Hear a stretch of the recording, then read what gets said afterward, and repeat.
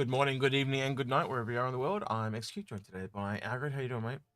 I'm doing fairly well. Do you want to share the screen? Do I want to share the screen? Yes, I'd love to share the screen. Yeah, another technical difficulty. Yeah, for some reason I didn't want to stream to Twitch. That's why there was a weird pause at the start. If you're wondering, watching this video later on YouTube. 2 seconds, Algared. That one. There we go. Cool. Right. Yeah. Technical difficulties all around this week. Yeah, my eyes are not working, so I'm having to wear glasses. I think I've just hit a wall, age-wise. I feel sorry for you that you've got to wear glasses, all the time. Like, Yeah. I really feel for you. Yeah, like you've got, like, I feel Welcome sorry to my that world. I feel sorry that you got to wear hair. Yeah. It's Yeah. Hey, God Right. only made so many perfect Yeah. heads. If you put hair on. Just remember that one. Oh no, it's just everything's slightly blurry, and I'm finding I'm going like this and this and this trying to do it. So I've just checked on some. That's just a sign you're getting old, mate. Yeah, I was gonna suck though. I was happy I didn't have to wear glasses to get on the computer, but yeah, it's just. Look, these days I have to wear the multifocal ones. That's the modern day bifocals. You're sitting there going, I can't read it. Hang on. Lifting the glasses. And multifocals, it's just same idea as the old bifocal idea. It's just the same lens though. But yeah, Star Citizen's gone so long. I need glasses now to play. That's right. So Star Citizen's so long. I need glasses now. I used to. I can't even say though. Star Citizen's gone so long. I'm now bald. I was already bald before I started Star Citizen. But I'll be able to say that. I can say Star Citizen made me go bald. Chris, it's all your fault. That's like. Right. How long I'm now broke. That's probably more accurate. Yes, that would be very accurate, I think, for a lot of people. All right, let me just do the usual housekeeping, as you can see I'm doing. All right, chat is now working. Oh, hey, StarJump, how you doing, man? Good to see you. StarJump, lovely to see you. And bot, and I think we're good then. StarJump, we're both Inforunners. So you said Inforunners, Alan X, and then you go Algared. So you've kind of, I get two greetings. You only get one. I'm loved, you're not. That's what it comes down to. Oh yeah, no, I believe that. Yeah, very common. Yeah, they always run up to me and go, "Hey, how's Algared?" And I'm like, "I don't give a shit." Yeah, that's right. Red Samurai, my favorite coffee would be a geisha bean. I believe it's from Panama. It is Esmeralda Plantation, I think. I can't remember the exact name, but it is exquisite. Geisha tends to be a very florally flavoured light bean, very smooth. At the moment, I'm drinking some geisha from not Panama. Yeah, that is drinking geishas. You just import them straight from Japan. Just blends them up and just eats them whole. Total cannibal. Yeah. So yeah, how did Chad enjoy the tier list show? Was it as good for us as it was for you? The total chaos of that. And we had a time limit because Paul had to go off and do he literally went straight from this to captain's table, and he only had about 10 minutes to get ready. And I did read comments saying, "Oh, you should have delayed captain's table," and he could have, and that would have delayed some of the time. Yeah. And that would have made it a bit easier. But look how long the show was as well. It was almost 2 hours long. If it was, and even with that, we'd have still been wanting to rush because when we get all together, we're in England, Turkey, States, Australia. For someone, it's 2 a.m. in the morning. Yeah, I think someone somewhere wants to go to bed. Yeah, so it was 9 p.m. when we started for Space Tomato, and it was 5 a.m. for us. So we kind of pushed it to get up early, and by the time he finished, it was 11. Like, he was wanting to go to bed, type of thing. So it's really hard to get everyone together. That's why we only do it once a year, because it's just too difficult.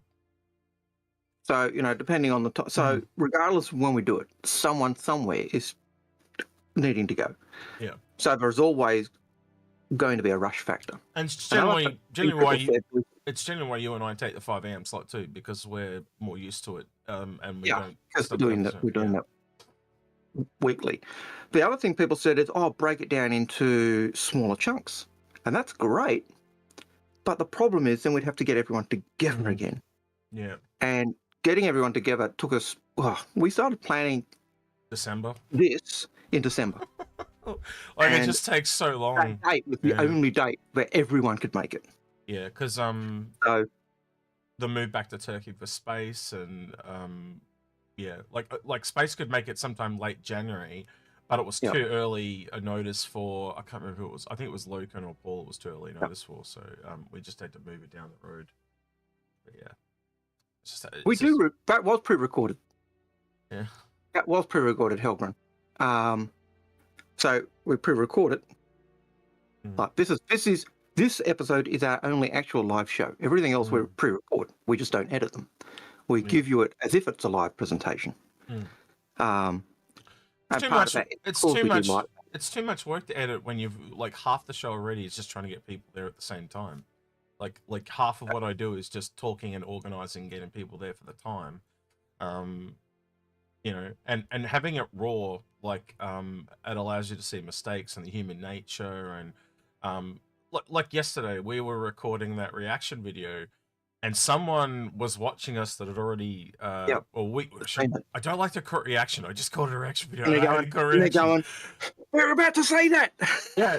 Well, no, they were about to say, but if you just watched a little more, you would have found out you're incorrect or whatever. But we were like, who cares? Because that's our thoughts on it as we talk about it. And sometimes we're right and sometimes we're wrong. And I even went, we're not quite right.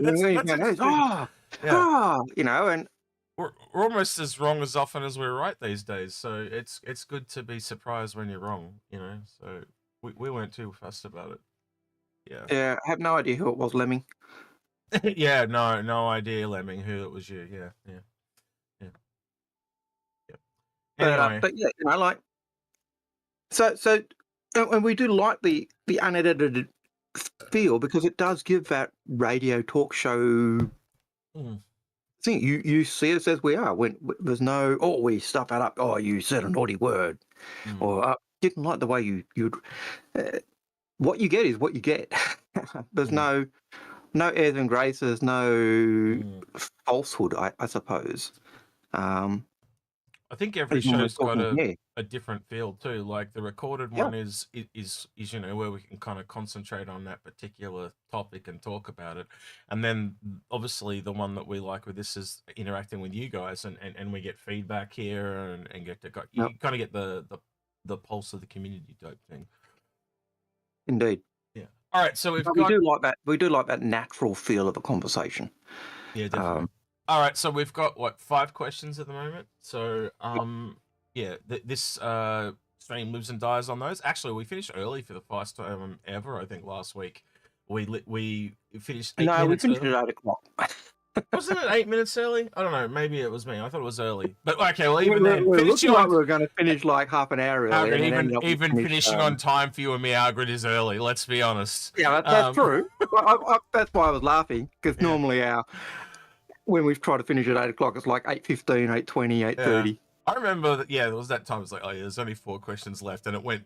There was one question that went so long it carried us through to like 8:40 or some shit. It was pretty funny. Anyway. All right, so yeah, get your questions in. Lives and die. There is no stupid question. Someone's always got a question that they need answering, and it might be a beginner question. It might be a really advanced question. Yeah, go absolute nuts. If you want to ask us something about us, feel free to do so. If we don't want to answer it, we obviously just want to answer it. Right. Well, we usually end up. Yeah, we usually answer it in some form or another, but we have the ability to veto, obviously. We do, and sometimes we take it. All right, so just to go back to your question on the coffee, which was the very first question from Red Samurai. It is from Hacienda La Esmeralda. That is the plantation where it comes from. The last time I had that or saw the price of that, it was like almost $1,000 a kilo to get it already roasted. So yeah, I have seen other coffees of similar quality that are selling for around the same price. Unfortunately, I can't afford to buy that all the time. I'm drinking cheap gauge coffee at the moment. Oh, I wonder why. Yeah, because I I remember you telling me you got together with a bunch of other people and bought one at $600 a kilo. And I remember you complaining about it then. So now that it's like 1,000, it'll pretty much be out of most people's price range, you know. Yeah. So the last time I saw it, I can remember one year on I was buying it from my supplier. They had only been able to buy 11 in the auctions. They'd only been able to secure 11 kilos. That was how hard it was for them to get. So, Esmeralda La Esmeralda is the plantation. Their geisha coffee is probably the best I've ever tasted.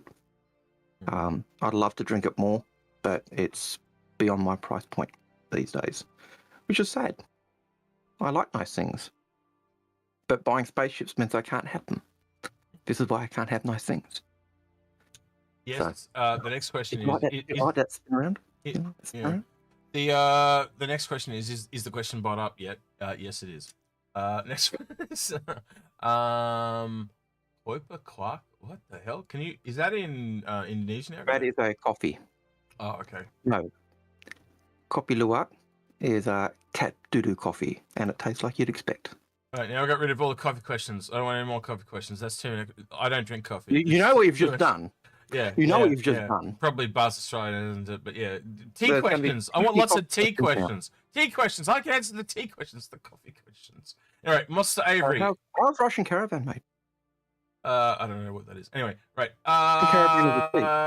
Isn't there some weird tea that's made from like a marmoset's poop or some shit? Yeah, there's some. Yeah, don't even get started on weird coffees. Like they feed the coffee beans to some little possum thing, and it shits it out, and it's like the most expensive coffee in the world. It's insane. Nah, it's not the most expensive coffee in the world. It's one of the ones though. Like it's literal shit, and it's the most expensive coffee. Well, it's hilarious. Yeah. Wouldn't you market it shit if you could market and sell it to suckers like you? Yeah, I would too. All right. Anyway, they don't feed the coffee. They feed the cherries to the animals. They eat the whole cherry, beans and all. Pass it through a digestive tract, and they pick up. You are not helping. You are not helping your argument. No, my argument is it tastes like shit. It is crap coffee. Do not buy it. It's a marketing gimmick. It's rubbish. It tastes like you would expect it to taste. Yeah. Shit. Shit. Yeah. I'd much rather have a geisha coffee where you can take the cherries and the coffees are very flavoursome and very sweet smelling flowers.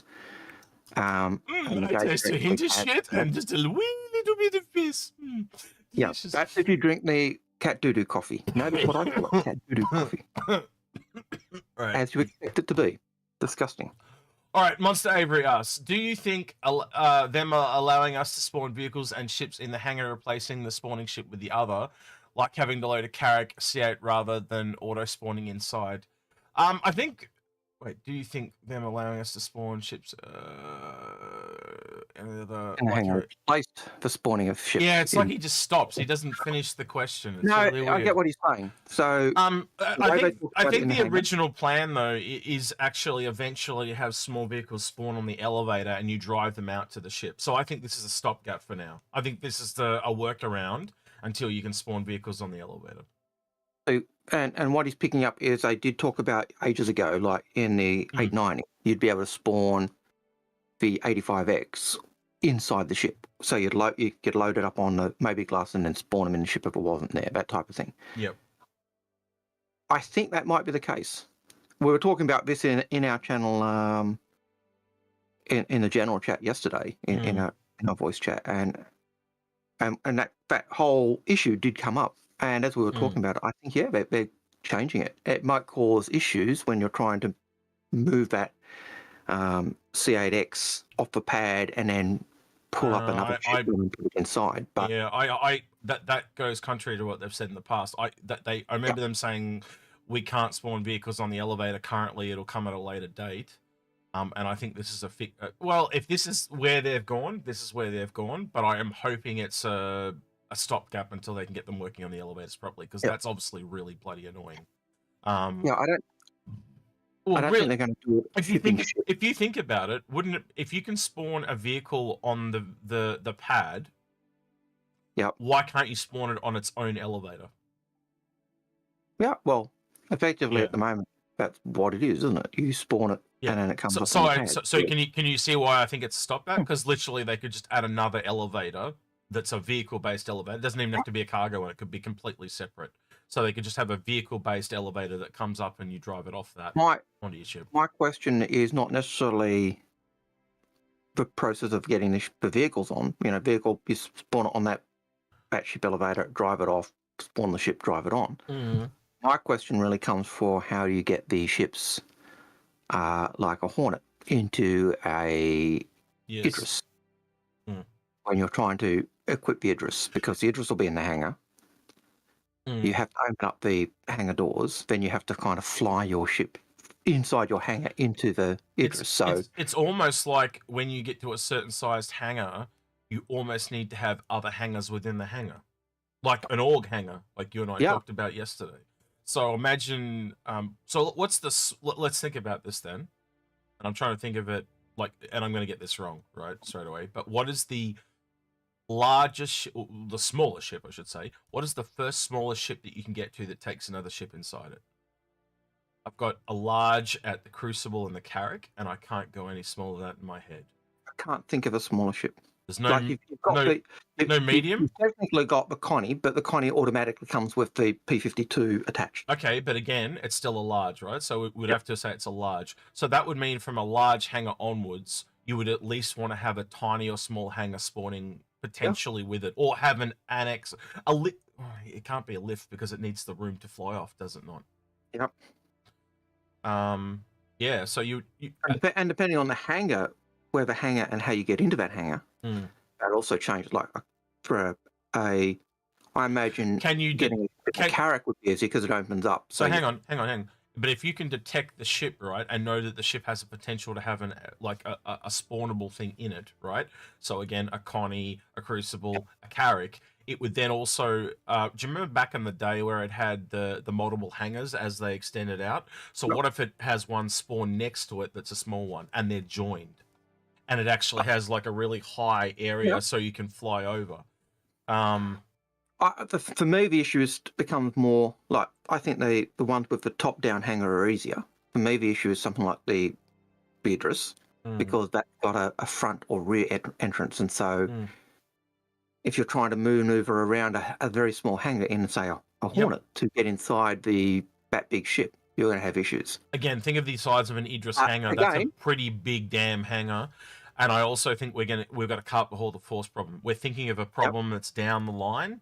That's right. Because this is the worst it's ever going to be every single time. And as we were saying yesterday, this is tier 0. So there are issues that I can see down the line. But at the moment, even with an Idris, that's the one I said the biggest problem. And that's not even out yet. So, not even available for us yet. So you'd have the same problem with the Kraken, like a Javelin, trying to get a Redeemer in it. Oh, well, that won't be on the ground, but you get my point. Yeah, again, we'll cross that bridge when we come to it. I think that goes into org hangar territory personally, but we'll see how that goes. Sandgroper. Yeah, up to Sandgroper's one. You go. No, not that one. No, that's what he's doing. Maybe I'll ask that as a question. Yep. Boom dish. Yep. Next one. Sniper Cool Bunny says, "Do you ever find out that the green? Did you ever find out about the green screen? Sorry if this is out of order. What? Did we ever find out about the green? Don't get the question. Sorry, Sniper Cool Bunny. Green screen. Yeah, I've got a green screen. Yep. So, not sure what you're asking because we're... Yeah. Anyway, all right, Sandgroper question. Do you expect the Mark II Hornet variant's Ghost Tracker? Yes. We do talk about that in a video we recorded that will come out Tuesday. So we did a buyer's guide for the Mark II yesterday, wasn't it? Yeah. So did we talk about them in detail? We expect them to come. We'd like them to come, but that's about all we can say. Yeah. Pretty much, isn't it? I'm pretty sure they're coming, though. Like, if you look at the... because the Super Hornet is technically a different hull, right? But there are 2 unannounced variants on the monthly report. I reckon that they're it. the Ghost and the Tracker. And if you think about how you would sell the ships, you would sell the default first, because as soon as you realize the Ghost to the Tracker is coming, you'd realize also the Super Hornet's coming, so everyone would save their pennies and just go straight for that. Yeah. Which is what, so they want you to kind of buy that and then almost, here's another $50 upgrade. Yeah. But yeah. So yeah, I'm pretty sure it makes logical sense. They're not going to update one and not update the others. It just doesn't make any sense. So yeah, I'm expecting the Ghost and the Tracker and the Super Hornet. And I think, I'm going to be honest, I'll give a bit of the kind of bias guide away. I think the Super Hornet's where it's going to be at, especially if you're paying money, right? If it, like, not that we recommend money for fighters because they're a bit too expensive, especially because if you put that Hornet up, Super Hornet up by $50, you're in Corsair, MSR, Connie type of territory. So it's just like, it is just not worth it. But I think it's probably going to be the most versatile medium of the road Hornet. The ability to have a second pilot, the ability to have all those guns and armor, and it's is literally the medium of the road in every respect. It's probably going to have the most scalability of any fighter in the game. And what do they say about it in lore? It's like the most successful fighter the UE's ever had, or some shit. Because the oldest fight, one of the oldest fighters they've ever had. So it's tough, it's chunky, and again, just on a visual note, it is a very sexy looking ship. They have, whoever worked on it has gone above and beyond. It looks sleek, it looks retro and modern all at the same time. They've done a really banger job on it, and it still looks like a Hornet. Yep, like it's tick tick tick tick tick tick tick all the way down. Yeah. And just by having slightly different components on the A over the C, it just makes the A that much like it's literally goes from 2 size 1s to a single size 2, but that's just enough to push it over the edge because you're going to be able to have so much more firepower on those guns. The thing is, they said that they would never bring that into SC, so that's another thing they've kind of changed their mind on. So yeah, part of me thinks also it's just as time has gone on, and we've seen the development of weapons and ships, and I think things have gone a lot further in terms of ship development than they initially thought they'd get over a time frame. So a Hornet, which was the bee's knees thing with size 3 weapons, was being outclassed by the ships that had come after it. So you effectively needed the Mark II with size 4 weapons to bring it up to speed. But that means there's a flow-on effect there. So yeah. Nova. I just want to say one thing too. Like I saw a few people asking this, but not quite clear on it. Do you remember when they said that we will look at the ships that are at the location and detect the biggest one, and that'll be your hangar? There were people that were absolutely stumbled by that on I watched some other people's reactions and streamers and stuff, and they were a little bit complex by that. Like they didn't quite understand. But yeah, I do think that's going to be interesting. And again, when we're going back to what I was saying about you spawn with a Carrick. Yep. You see what I mean? So if you're spawning, it instantly means and we know they've got more room around the edge, so you could essentially spawn a Pisces, take it off and land it on the side, then spawn the Carrick and then fly that back in. I think that's what we're talking about, right? Yeah, I think that's a part of it. That space inside the hangar to be able to do that, and for certain ships. You want to do that? I may have even solved that. If you want to do that, that's the risk you take doing it inside a hangar. The option is obviously you have to fly out and do it with multiple people. Yeah. Yep. So you get one. Let's do one person flies it off, do the other, one person flies it off, and then you bring it in. That's the other option where you could probably land. Spawn the ship, fly it out, spawn the big ship, open the hangar door, bring it back in. So there's lots of ways they can do it and solve it. But yeah. So Nova, your question actually had questions. I just deleted it. Do you think we have a capital? Do you think we have the capital to run sub-capital ships, Reclaimer, Starfire, Crucible, etc. off the jump, or should we have medium, large ships in our fleet to build up some? No, I think it'll be totally fine. Again, if you look at the ships that take stuff out of the game, like the Orion or the reclaimer, they can just go Mm. out and start working straight away. You know, on the first day, there's going to be a lot of people making mistakes, and their ships are going to break down. Crucibles are going to make a lot of money, as long as they've got enough capital to repair people. They'll be fine. But again, say you had a reclaimer, you could go out and do a mission, make enough money and resources to take that and put that into a crucible. So yeah, I think everything will churn quite quickly on the first day. I think you'll be pleasantly surprised. Yeah, I think we'll have the bishops to run those, and I think I don't think we need to limit bishops. People are going to have what they want, run what they want. People have different ways they want to play the game. Some people are going to be base builders. Some are just going to want to be loadmasters. One of the things in the discussion we were talking yesterday in our chat was one of the guys said he's got a friend in the Australian Army who is just, his profession is just to be a loadmaster. That's it. That's his sole job. He just does the loading of ships and arranging the cargo and making sure everything's put in its right place. And I reckon people who do that, as we said yesterday, people who do that, they are going to be golden. Making sure a ship is loaded right, cargo's in the right position to get it on quick and easy. So it'll be a skill people can learn though over time too, hopefully. Yeah. Worrying Pro. Yeah, go for it. How do you envisage for endgame content? I suspect it will revolve around org base building and capital scale industry and defense to protect org base operations. For some people, yes.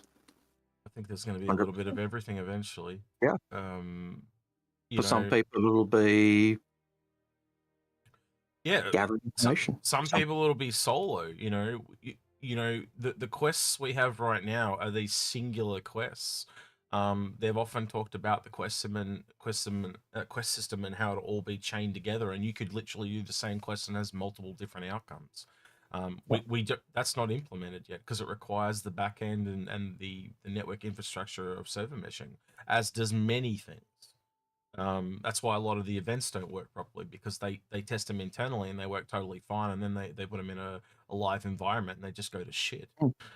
So like server meshing is I don't want to say the holy grail, but it is the core, the biggest pillar of this game. It makes everything work around it. And that's why you saw people like Chris crying when they knew it was going to work, because they didn't know if it was for the longest time. And we were worried we're going to have to make compromises. They had backup plans, obviously, but now we know it's going to work. Now we know it's going to work. It's literally going to be the game that we all wanted. Yeah. I can remember them talking backup plans where they were going to have, if we do, we'll have a shard, different shards that are running the game, and there'd be duplicates. That'll happen. It may happen. That was the type of thing they were talking about. But the goal, the plan, the hope was always to get that server meshing running smoothly, and they'll get it running as smoothly as they can and as good as they can. And when they can't cross that barrier, they'll dial it back and solve the issue in another way.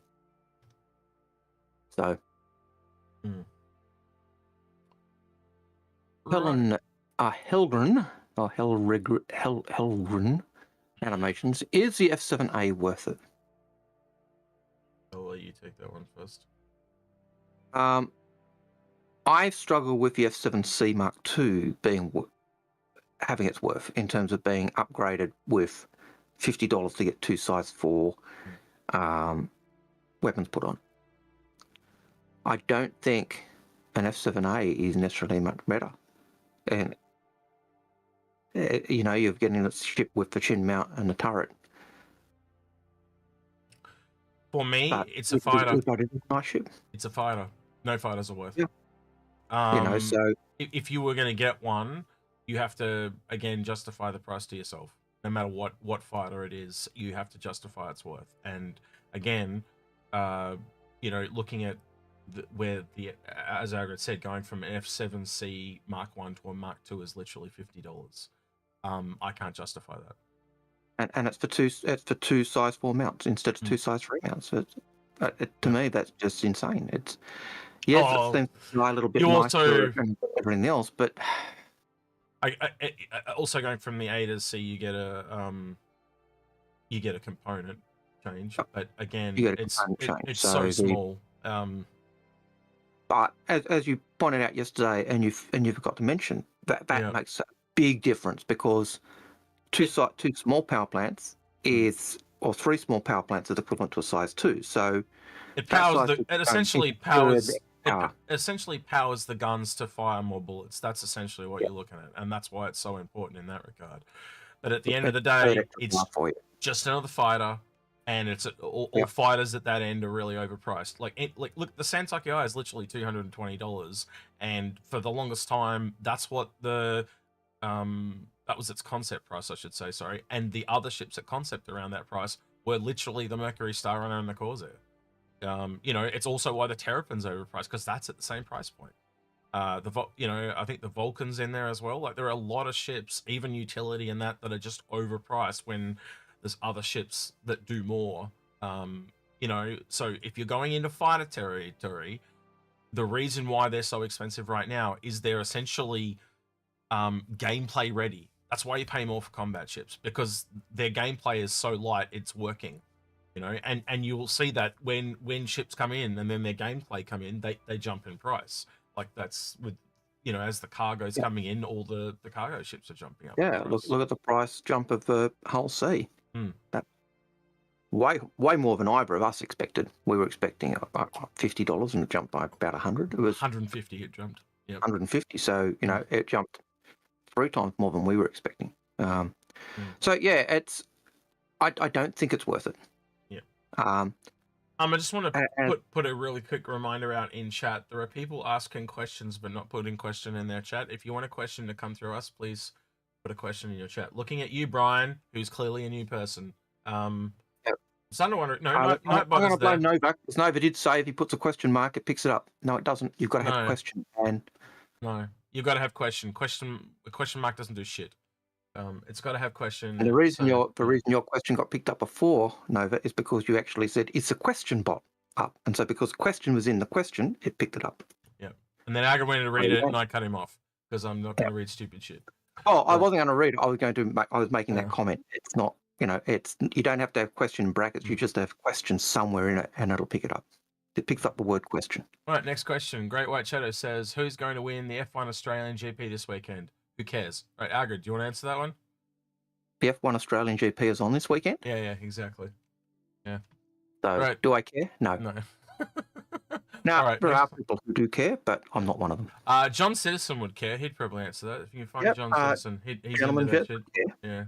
But I don't. Yeah, we're not racing people. All right. Read the next one, Agard.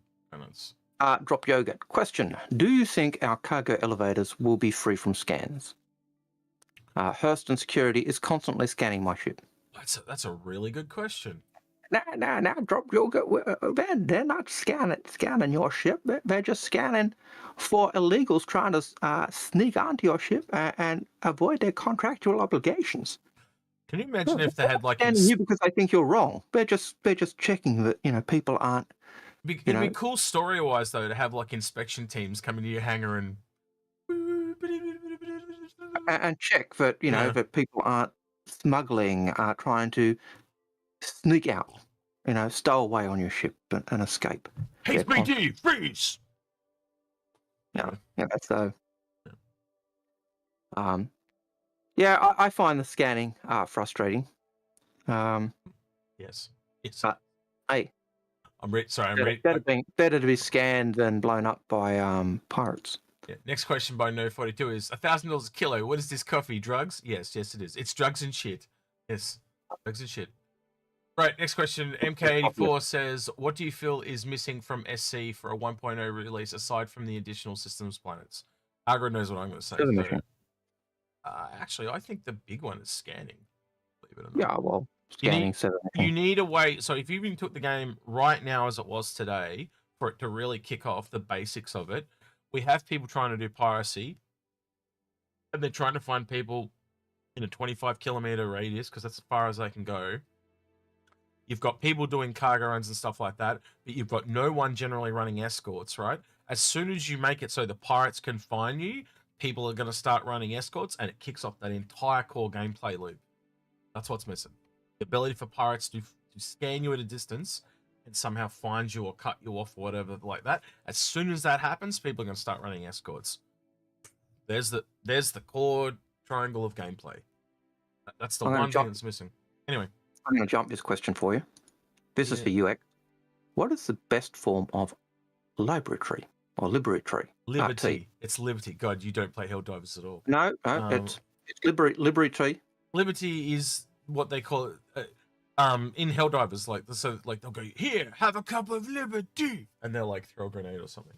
So that's a Helldivers thing. Yeah. Okay. Liberty. Right, get it. Yeah, you get it now. So he thought it was a T. He thought it was a T thing, and it was really a Helldivers thing. I did. But it was tied in because it is a question for you. It's fine. You play both, and you want a T question, so he gave you a T question. Yeah, I've played way too much Helldivers.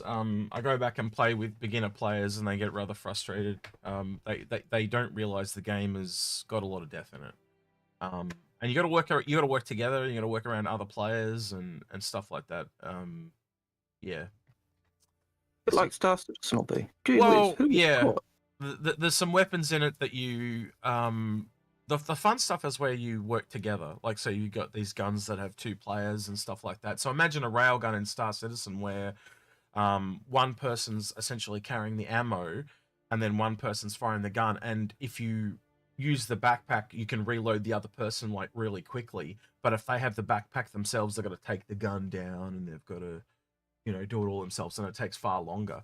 And yeah, it really promotes teamwork. I really, really like it. There's some really unique things in it, but you don't see it enough. You only ever see, like you're playing with randoms, they'll never ever work together. But it basically means you can't get to the higher difficulties with randoms. You can only get to the higher difficulties with friends. But again, as you naturally progress to level 50, you just learn there's all these little intricacies all the way along. So it's cleverly designed. Anyway. All right, Starjump has a question. To fully take advantage of a work that will go into the Polaris and soon after Perseus, if you were to have a variant of one of these, what type of variant would it be, and should they have? And should they? So can they? Should they? Question. It makes it really difficult for both those ships because of what they are. So, how do you modify a torpedo bomber? And I struggle with that. The only way I could probably go with a torpedo bomber is to turn it into like an orbital bomber, like a orbital bombardment ship. And they've kind of said that they don't want that. It doesn't go with the World War II aesthetics, right? So, I could see them being a scanning ship. I'm talking just the Polaris there when I say that. Yep. Yeah, I'm thinking Polaris. I could say a Polaris that gave up its torpedoes and had more AA, or had more scanning systems, so it was as a kind of a support ship for the flotilla. Again, pretty close to other ships that already do that, like the Hammerhead. But then we've got the Hammerhead, which is basically your AA platform, and then you've got other ships that are going to be the command and control, and so that answers the second question. They can, but should they? And my thought is probably not. But yeah, maybe an interdiction at that scale. I'd almost still lean towards the Manta, like turn it into a form of the Manta. So, a lightweight, stealthy type of espionage style ship would be kind of where that would work. So it's so light and stealthy, and it turns all its signature down, something like that. As for the Perseus, that's like a heavy defense ship. So for me, it would be, it really comes down to the guns again. So what would you turn the guns into that works on a defensive level? So the only place I can go where that's already kind of semi-slow firing, but you get versatility of rounds, is essentially like, it's almost like going between the Ares and the Ion. They have an energy position. So have an energy-based variant, but what it gains fire rate, but it loses its versatility. Yep. Or maybe you can play with the power somehow on it, and it changes the damage. So you can have a really slow fire rate and it ups the damage, or you have a fast fire rate but it lowers the damage. Oh yeah, I could possibly see if you were, because you're using extra power plants and you'd need power plants to power it. I could see them possibly in that case killing one of the turrets to make room for the extra power systems needed to power that. Or you could give up cargo or something else, you know. But yeah, some kind of compromise could work as well. But again, they don't tend to up damage on ships for unless it's hefty reasons. So yeah, essentially cannibalizing one turret to make the other turret twice as powerful. That could be a thing. You're not wrong. But should they? Again, like, why would you do that when you can build a whole nother ship? You know, it's and the thing that you and I have talked about is it tends to be the higher up you go, the more niche a ship becomes. You know, like I was really surprised when they released like the privateer as an example, you know. But if you actually kind of look at it, the Idris, it's a lot more clear on. It is a natural progression of that ship. It allows an org to essentially take it and upgrade over time. You've now got these 3 stages to the Idris, and now you look at the Kraken, you've got a similar thing where you can upgrade it from this base support ship into an economic powerhouse. And I wouldn't be surprised if they don't add another variant either below or above at some point for that as well. And I'm kind of like, it's the same thing in the Javelin. It's got all those modular rooms, you know. So you can see that they want progressions for these, you know. It's not just, woohoo, I've got this. It's, I've got this, now what can I do with it? What can we customize this into our own, you know? It's interesting. I was looking at some lore and some of the stuff I was talking about with Javelin, and I read one little line. It was, some enterprising entrepreneurs have turned it into cargo ships, which means turning a Javelin into a cargo ship must be profitable if it's being done. Essentially, though, essentially what I'm trying to say, though, is you can see the progression doesn't stop. They are always giving us something to work towards. And again, if you run out, like you just kind of said, you can have one Javelin that does this, you can have another Javelin that does this. So you can, again, you can also not just, you know, extend lengthways, you can also go sideways into different things. And how, think about all the little series that we've done where you take this ship and, you know, what can you do with it type of thing. So like what are the fleet compositions? What are the different use cases for everything? And you start to very quickly see just the multitude of, it's almost like giant Swiss Army knife. Like there's all these different things you can use them all for. It's why we always recommend the Endeavour, because it's got such versatility in terms of what you turn it into.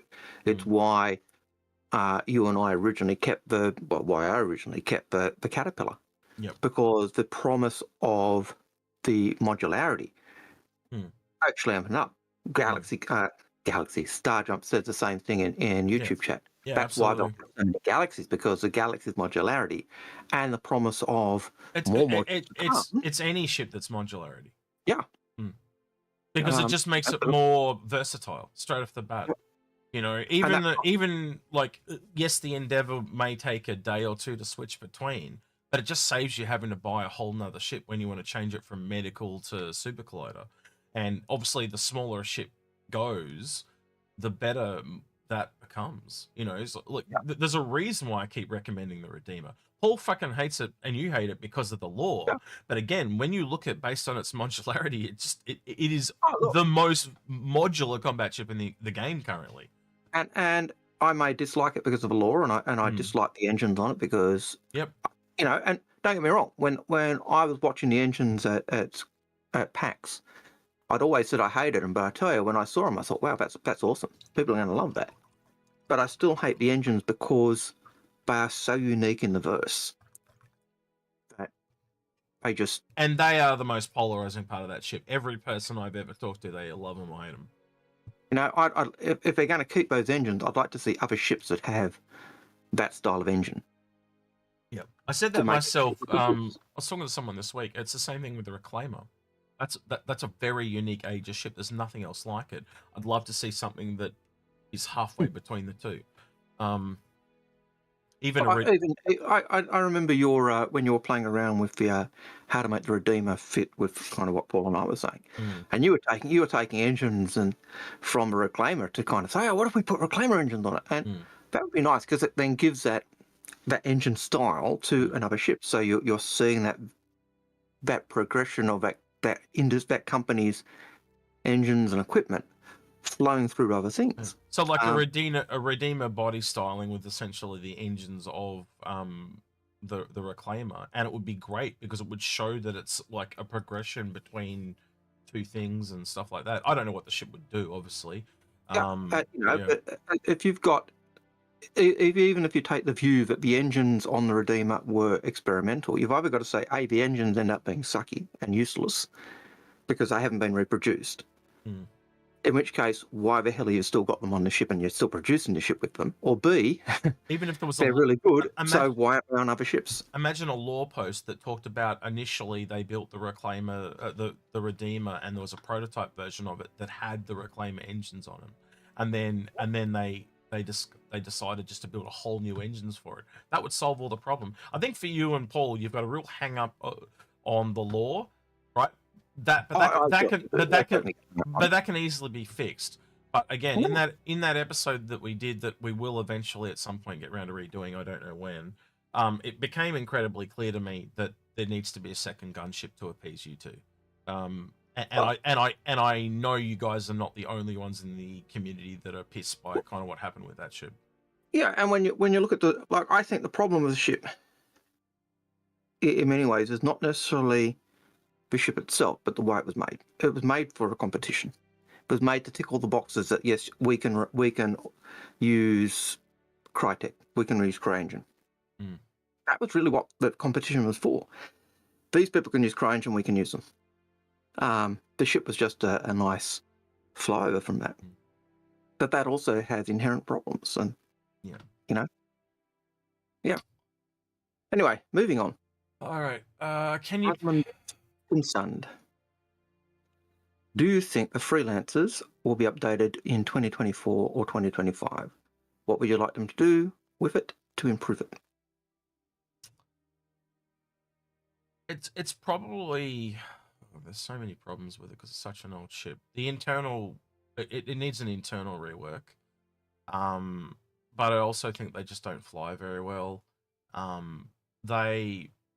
They need a restructuring. They essentially what they did with the Cutlass. Remember how the Cutlass was way smaller? It's almost the same thing with that thing. It needs a top to bottom kind of rejigging. It's essentially a 2 to 3 player ship that's had 4 people stuffed into it. And the only variant that really needs 3 people is the Miss or the Misery, because it's got a pilot, co-pilot, and a missile operator. So being the variant, why don't you just give up some of the cargo space in that mid section? There's a really weird mid section that has a docking collar on top, which also needs to be reworked because vertical dockings are not a thing, and put the bed in there. So the third person just sleeps in there. That means the whole front cockpit can be changed from 4 to 2 people, and instantly you've got shit tons more room. Yeah, I tend to agree. I'd like to see it doesn't need to have 4 seats. Like, you get the idea that 2 seats were kind of for your passengers. Maybe the idea was they were for the remote turrets, remote control of those side turrets. But we haven't seen that. It'd be nice to see the turrets be able to do that 180 degree on each side. There's no reason, though, you can't do that with a co-pilot either. It's a remote turret, and they can just kind of look. If they look to the left, it controls the left one. If they look to the right, it controls the right one. I know, but there's why they could do it. But I'm just trying to think of why. But other than that, I can't see why you'd need those 2 extra seats at the back. And if they're passenger seats, they don't need to have that big terminal. So I guess now I think about it, you could technically have a third person for the remote turret at the back. Just remembered that, or not the remote turret, the manual turret at the back. But again, I think the ship is too small for 3 people. Yeah, I agree. I think it is a too small a ship for what it is. But it's still a nice ship. For me, one of the things I would change is the mail slot. don't get started on that. They went over that for years and years and years. I know. And I remember there was them. so many fights over it. I'm just going to let them do what they want at this point. I remember the very first time that Freelancer in particular. The very first time that ever dropped, there were people bitching about it for days, and CIG tried to tell them it wouldn't work. They went back and spent 2.5 days redoing it to do it the way people wanted, and then they got it there, and people were like, "Oh yeah, that doesn't work." And CIG, from that very day that happened, started sharing less and less and less and less, and it's got to the point now they don't even ask us anymore. Yeah, but yeah, I was going to say the same thing. That was the thing. It was one of the things that people said, "Oh, this doesn't work." And I literally was screaming on the forums at the time, going, "Don't do this! They're going to stop sharing shit with us." Yeah, and that's exactly what happened. the frustrating thing that I found with that whole argument was not necessarily that people said, "Try this, it'll work." CIG said, "We tried that; it didn't work." And people argued with him, "No, do it." So CIG said, "Okay, fine, we'll prove it to you." Yeah. And they went back, redid it, put it in, and people went, so. And then that's when they realized that they can't let people backseat develop, and it's just building by the committee. Yeah, building by committee doesn't work, and unfortunately, that's what. Yeah. Okay. I'd love to see changes. But some things you just can't change because it doesn't work. But yeah. Right. Arcane Danger says, can you pay extra in time and money to have vehicles loaded prior to them coming up? Just as they will load cargo. They haven't talked about it, but they haven't talked about that, but I expect they will. Yeah, it could be. It definitely could be a thing. I still think a lot of the stuff that they talked about in ISC is stopgap, because eventually they want you to hire NPCs and you'll have to see the NPCs load your cargo and all that type of stuff. Now it's all just on a timer, hidden, because that's more work they got to down the line.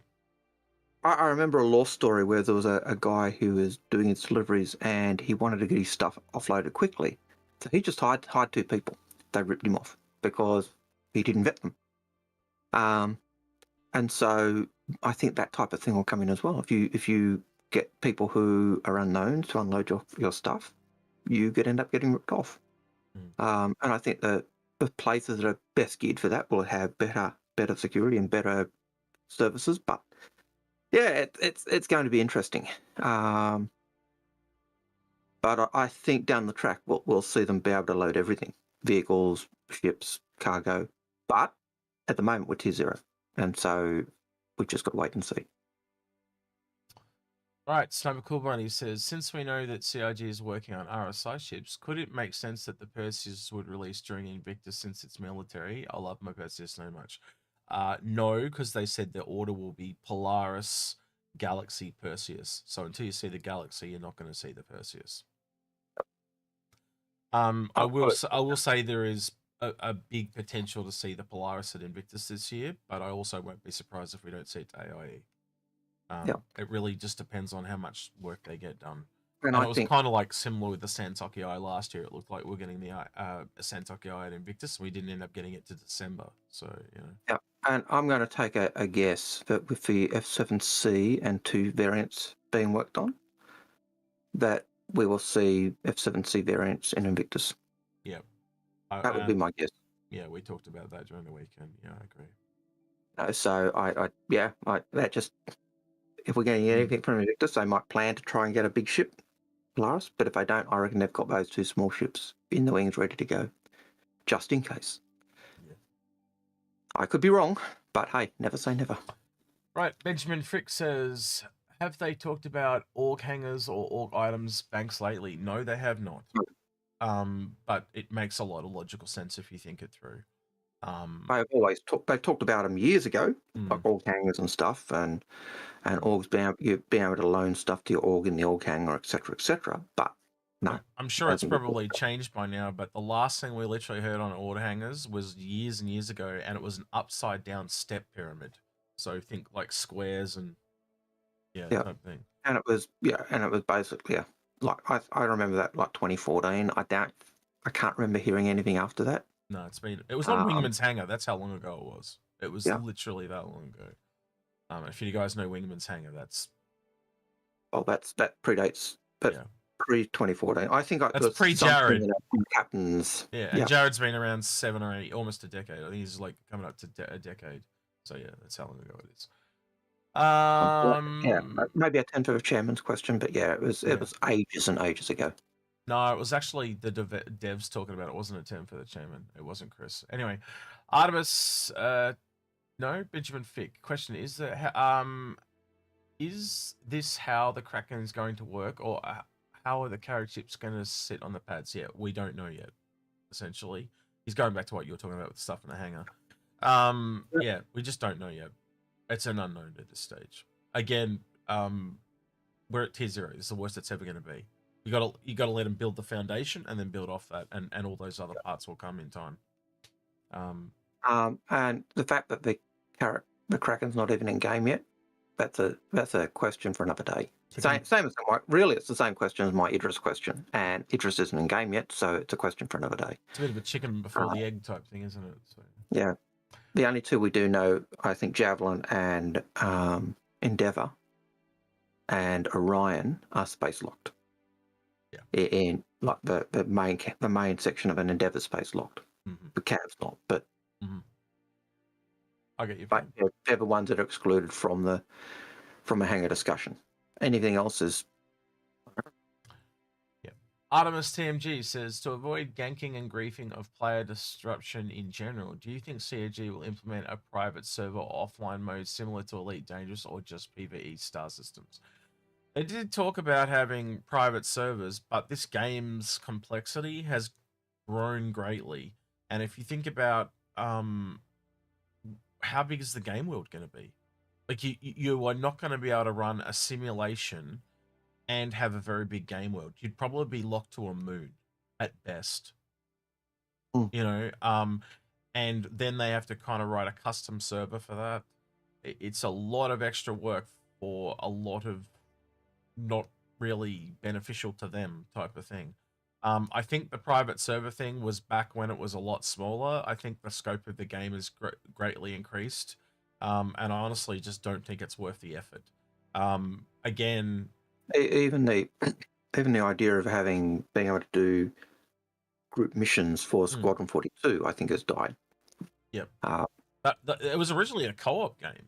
Believe it or not, they ended up cutting co-op from it. I'd love to play that bloody co-op. It'd be amazing. Yeah, I think it'd be, and yes, just like you can do Baldur's Gate co-op or Guild Wars 2 or Guild Wars 1 as co-op.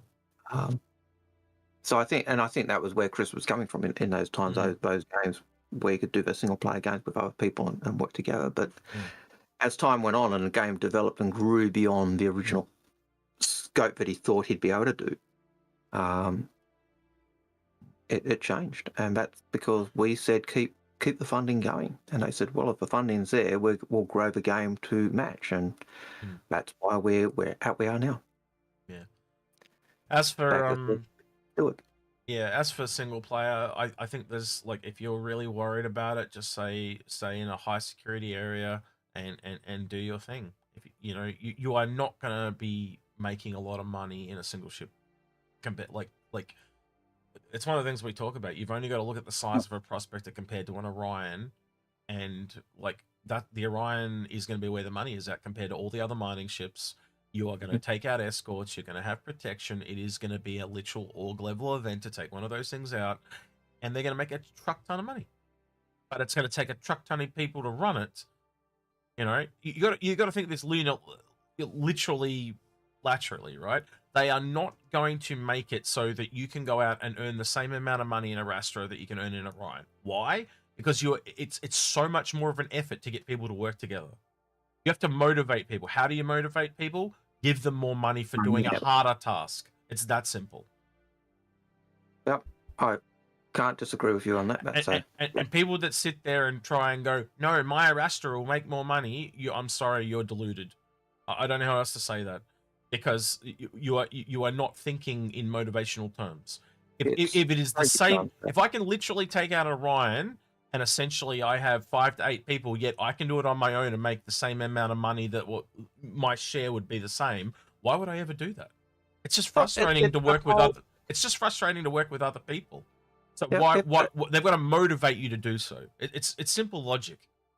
it's the whole argument of Vulture versus Reclaimer. Reclaimer holds 17 times the cargo of the Vulture. It's going to make 17 times the money that a Vulture makes on a single run. So it's that type of argument, and people will make more money on a Reclaimer than they will on a Vulture. Does that mean you're not going to make money on a Vulture? No. But they'll scale the money you can make, or the income you can make on a ship, to the size and the crew, because of exactly the same reason you said. Snippy Cool Bunny, or Snipe Cool Bunny, says, I apologise for not adding context. I was asking about the green screen that Jaron had used during the show, i.e. for our background screen. Did the green screen thing work, or did you have to play around with it? I just edited it. I just literally drew a square edit. Bang, done. So you didn't even try using the green screen aspect of it? No. Okay, there you go. So can't answer that question, don't know. If it had like Pornhub nudes on there, I could still done what I did. It's totally fine, no matter what was on the screen. He tried to make it that easy for people that are doing video editing, because you can use green screen, but I, again, doing it with Photoshop, so... For a frozen screen, no. It kind of helped it, but it wouldn't have mattered. I could have put anything on there. It's pretty easy for me, but, each to their own. Each to their own. Yeah. There's a lot of memes out there for this, though, like a lot. I haven't seen any that really attack Jared. Actually, I think the only one I could probably show, hang on, and it's probably my favorite, because if I could get a message to Jared, this would be the one. Hang on, where is it? It's in the memes somewhere. Hang on. This one? This one. I don't know if you've seen this, Algared. Hang on, I'll have to search it over the I haven't checked out any of them, to be honest. Yeah. But yeah, this is my favorite. This is the one I would show to Jared.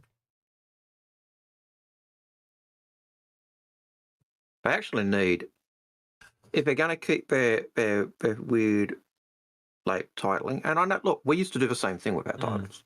Try to think of really snazzy, catchy titles. That's how we learned not to name them that, isn't it? Yeah. Yeah, and we were trying to work out why certain things didn't track, and we ended up going, hey, if we just have a plain screen, that actually works. But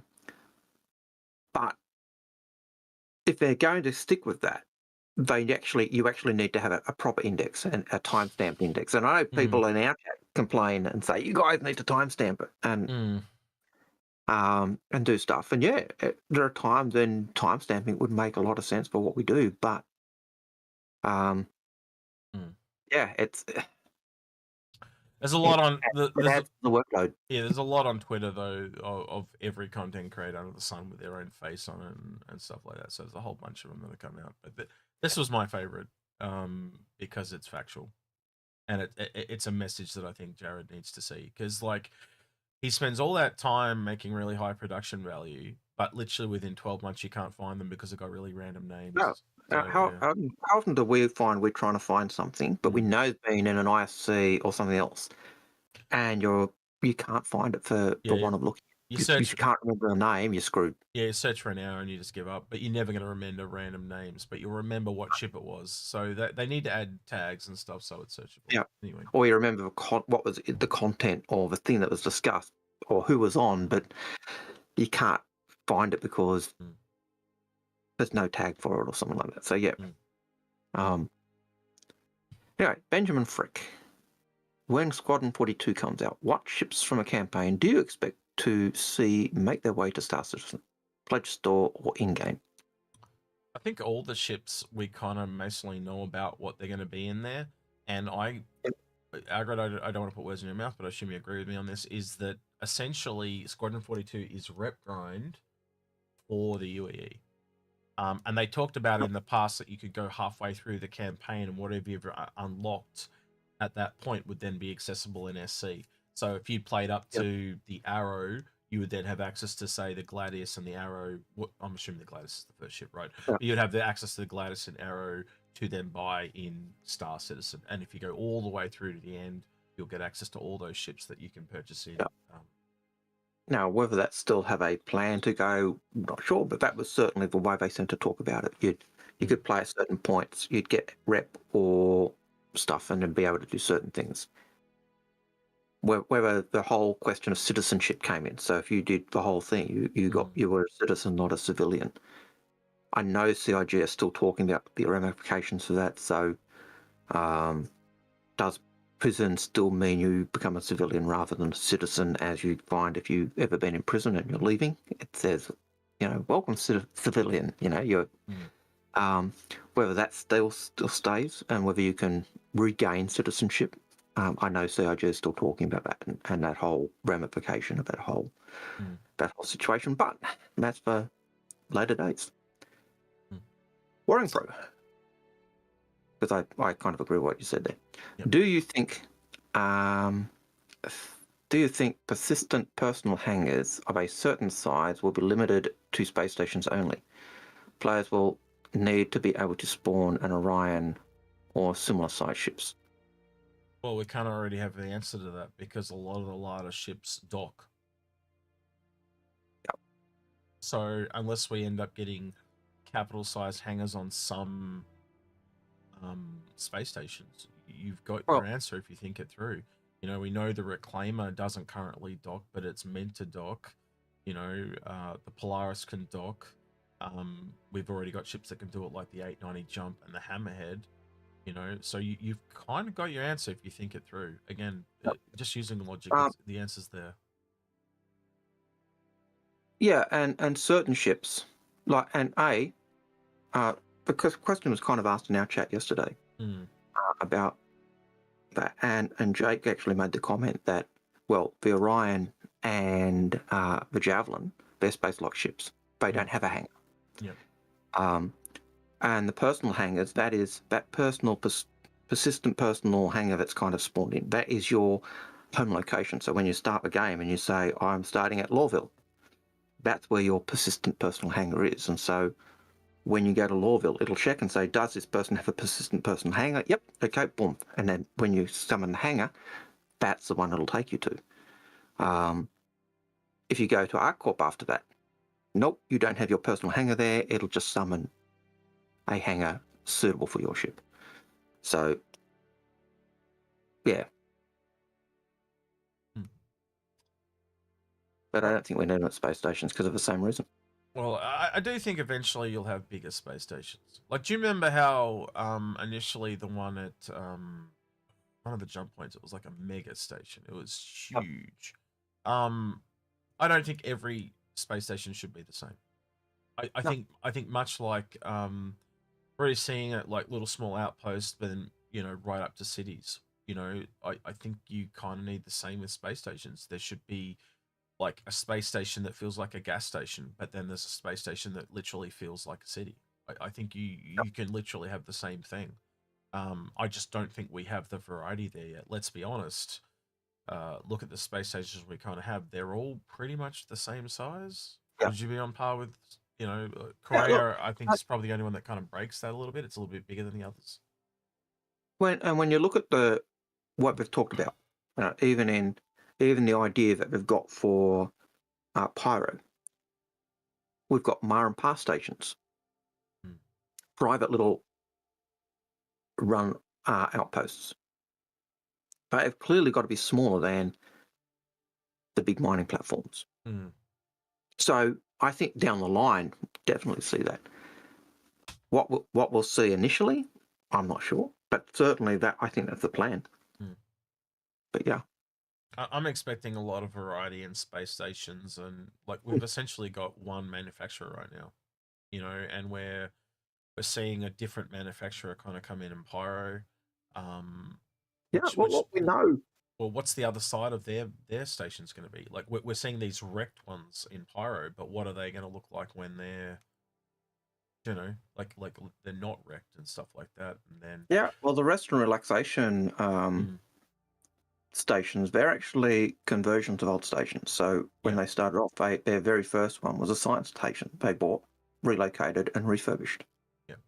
And they were competing against already established station hubs. So even at that point, there were options and variations. So we know the Gold Horizon stations. Well, you've kind of hit a nail on the head there, just in what you said. science station. We haven't seen a science station.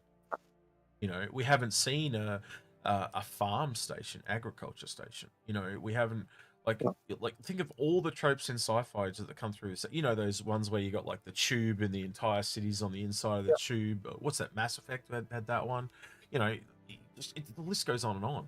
Like you just never, you know, one that's just a giant cube, you know, or a Dyson sphere. Man, if they don't do a Dyson sphere, I'd be, or at least a Dyson ring, I'll be really surprised. Well, I think that's basically what SynthWorld is. SynthWorld ever to do that. They're trying to create their artificial planet. Do you know in I can't remember all the movies, right? But there's a lot of movies that had it where there's like a ring around the Earth. Yep. So like I know in Starship Troopers they had guns around the moon to fire at the asteroids and stuff like that. Something like that where the world itself, maybe the moon or the planet they're around is like a magma hot planet, but then they've just built, because of it's in such a strategic location, it's got like a Dyson ring. That'd be something really cool, something different. There's that planet, what's that planet, Algared, you probably know, that they do have in lore, where one side is frozen and the other side is like facing the sun, and there's like a ring on the right around the equator is where they're too hot on the hot side, too cold on the cold side. But there's this little narrow band, and there's just a city that's a ring, kind of like that, but in space would be kind of cool. I don't know the city, but I know. I don't know the planet, but I know the one you're talking of. But you get what I mean, though, right? Like it's such a vital location. And it's just a really hostile environment, so they just decided to build it in space. The way this game has so many different places, there's no reason that they can't hit every sci-fi trope imaginable and then some. And I think it's just a matter of time, right? Because obviously to build something like that takes a lot of time, but when again, if they can build it over time and, you know, add a quarter or whatever, even if we saw it over multiple patches build out, that'd be kind of cool. Maybe it's an event where we are, like, you know, they talked about SynthWorld. Maybe we can help build it. If we are bringing the resources, it will develop. Yeah, well, I kind of have a feeling that'll be one of the things that they do with SynthWorld. I'd love to see it, and it'll end up that SynthWorld is a Death Star. That's my right. But in terms of a different locations, there is a planet, Tayak 1, where there's no atmosphere on the planet. It's in the green zone, no atmosphere. It's uninhabitable, and it can't be terraformed. And the reason it can't be is because in lore, the Mezzers actually used it to practice terraform it, unterraform it. You know, and they just kept doing it time and time, and they actually stuffed the planet. But around that planet is also the Ark. Yes, the Ark exists. For those people who think it's crazy town to talk about the Ark exists. It is the big library. The Ark creates the star map and the Galactopedia. There was one of the guys we're talking to yesterday was saying, people were saying, am I, you know, he's saying, am I in crazy town? There is a thing called the Ark, right? Yes, it is a space station above Tayak 1 in the Tayak system. But that planet is quite unique because it can't be terraformed. So you've got all these locations, weird things and stuff that have happened. And really good point. Someone brings so Buckbrow brings up in Twitch chat a working Covalex. Yeah, absolutely. We haven't seen a proper Covalex station, and it does have a different style.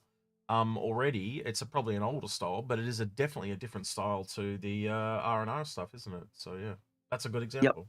Yep. Yeah. I think the thing that makes that Covalex station, and I think we'll get back. That Covalex station is going to get redone at some point because it was a set piece. Same with Grimhex. Like they're all holdover pieces of these bespokely built stuff, but eventually they're going to come back and they will look at what happened with Port Alisar. They put it into a modular system, and so they've essentially turned it into Seraphim. You know, and I think most people would be, for me, if they made that bespoke ASOP area with the globe and that, and put that back into Seraphim and just called it Port Alisar, I'd be pretty happy. Yep. Right? Yeah, and I think most people would. Yeah. I know you've probably got one, but I do have the hologram of Port Alisar that one day will take part in my hangar because, you know, why not? But yeah, I can see them redoing Levski. I can see them redoing a bit like they redid Hurston. It's got the same look, but they changed it and made it fits the scale and the world and everything else. Levski will get the same treatment. Grimhex will get the same treatment. Yep, agreed. Um, So anything that's kind of bespoke in there now will be integrated into the modular system. And I'm trying to think of anything else, but it's really just Grimhex. The big one left to do, let's be honest, let's talk about the elephant in the room where I think about it, is ArcCorp. That is the biggest thing left to do in the stance system. Because it's got to have the oceans and stuff in. Right now, it's just this massive grid, right? But now you've got to have that essential grid contour with actual planets and stuff. So you're taking the city building tools and now integrating them with terrain, and that's a big hurdle left to go.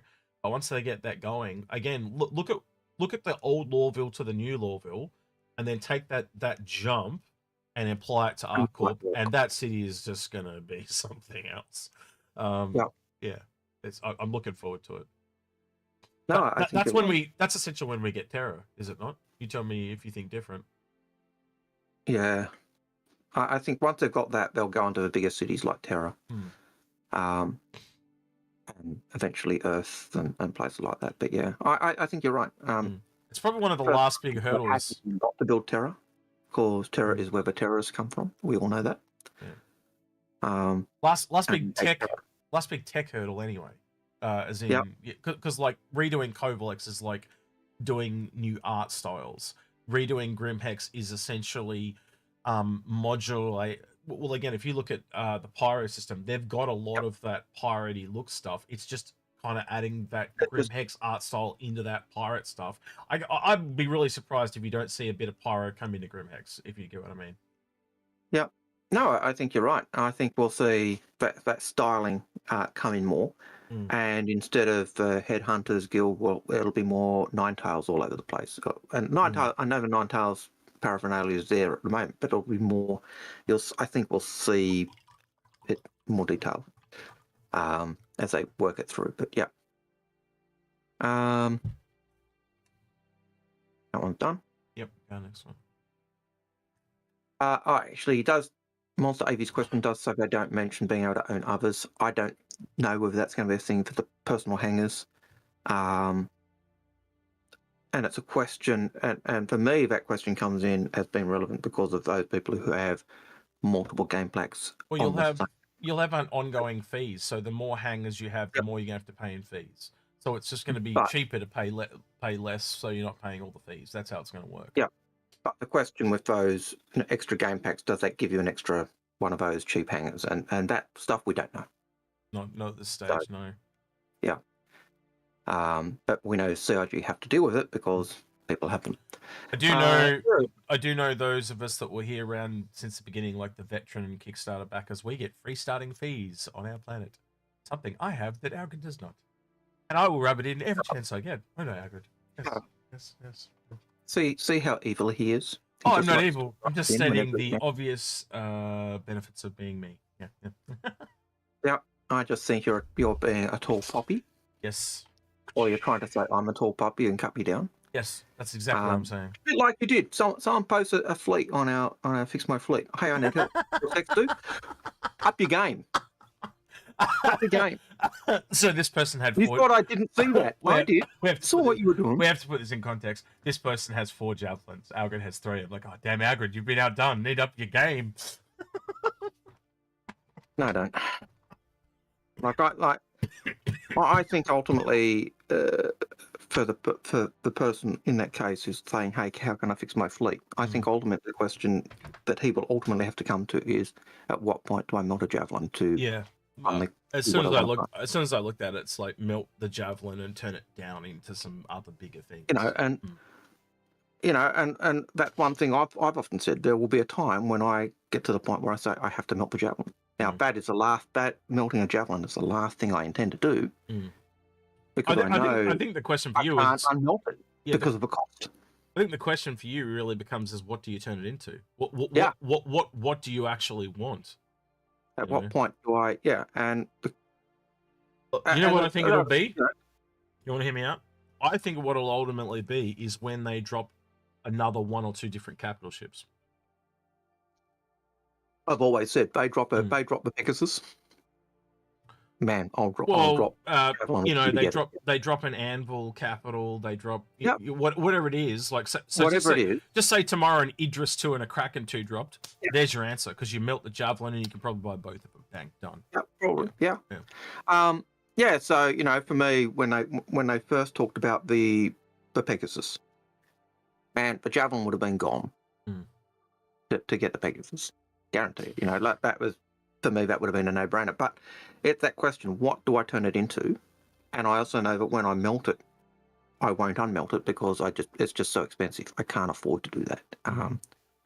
You know, so and at the moment I haven't found something that makes me say, yeah, I've got to melt it, because every so often I still buy a ship. You know, I still like to fund the game and help the game development and all the rest of it. And there are some ships that appeal, and I'll get them.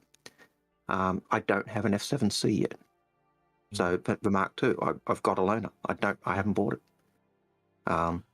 Yeah, and you know, and part of that is cost, and part of it is. And I'll probably sit here and bug out and say, "Do you need one? Do you really need one? Do you really need one? Do you really need one?" Because he doesn't really need one. At the moment, I'm saying no, but you know, I'll probably end up getting it down the track. But yeah, it's not a priority just because of that. The cost factor. I think the longer you sit in this game, you start to go, well, I need things to work towards. So yeah. I'm not bothered about the ships being things to work towards. For me, I don't want to have to choose the ships I want to fly. For me, it's the grind for you, if I remember correctly. You want to avoid that huge ass grind. I want to avoid that ship buying grind, but I know that things like rep is going to be a grind. That's a different thing.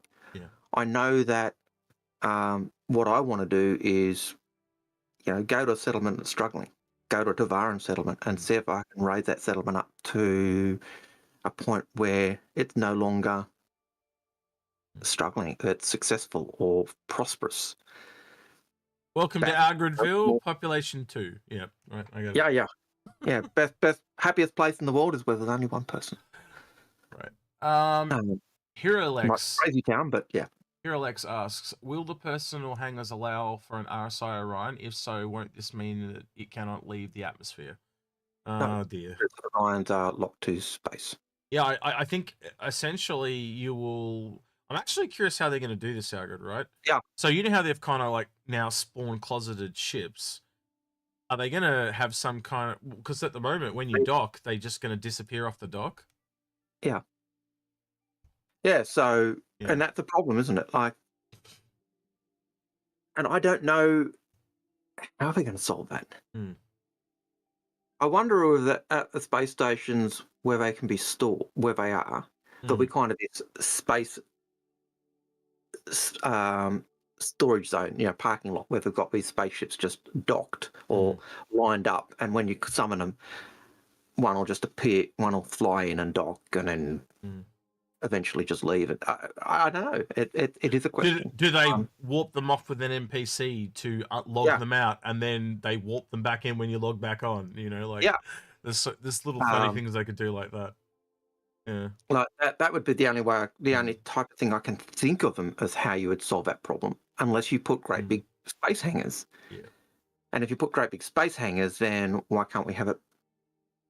You know, and then do I need to have a personal hangar at that point? And I don't think I even if I do hangars for them, they won't be part of our personal hangar.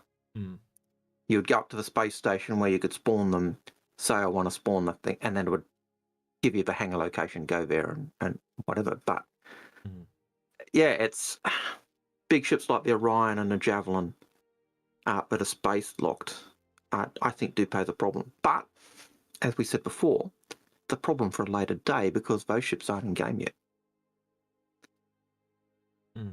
At least for us to fly and use. So, the next one's by me, so ignore that one. Unless you want to chuck anything else in on that. No, that's all good. How do you fellas think that the different hangar brands will work? Will the instance just be whatever you own, or no matter what, if it's Hurston or Orison, etc.? We did talk about this a little bit yesterday, didn't we? Yesterday. In our thoughts. Yep. And I think it really came down to, and I think, and you correct me if I'm wrong, but this is kind of where we kind of agreed, was it looks like AeroView is what they're using to build out and test the system, and then I think they'll pivot it into other brands essentially. And if you think about it, the brand of each of those styles of hangars we've got are different brands. Selfland, AeroView, Revlon York, and the industrial hangar. They are like ship brands. They're companies. And so what I think we're seeing them work on the Selfland family of hangars from the small to the large. And then once they've got the design language that all worked out, then they'll go to one of the other manufacturers and do the same thing. We even talked about different planets only having certain manufacturers. So say you're on the planet where Origin works, you know, so they might have Revlon, York, and AeroView, but they're too high market to have Safeland or VFG Industrial. But then by the same token, Grimhex might only have VFG Industrial and Safeland. And then bigger landing zones have probably got everything. Yeah, and then somewhere like Rune Station, which is a big station that probably at one time did have them. If you get them, then you no longer, you know, if you get a Revlon York, it's not a pristine Revlon York; it's one that's been trashed. Yeah, how they do it, I don't know. And I think part of that design language when you're doing those stations is also going to be a rundown Revlon York, a rundown Selfland, a rundown AeroView, because they're supposed to be everywhere. A bit like Gold Horizon stations. That's a defunct company, but stations are supposed to be everywhere. And we did talk about expanding the manufacturers for that as well. Yeah. You could see different manufacturers for that as well. So yeah, I remember once upon a time, you look at the old artwork for Ruin Station, that the artwork for that used to be a Gold Horizon station, if I remember correctly. Well, very simply, you've got to start to look at Aliens. You know, when you look at Aliens, they're going to have their own manufacturers, their own different hangars. You know, that ties in with what you were saying yesterday. Wouldn't it be cool to see a Tavaran hangar or a Banu hangar or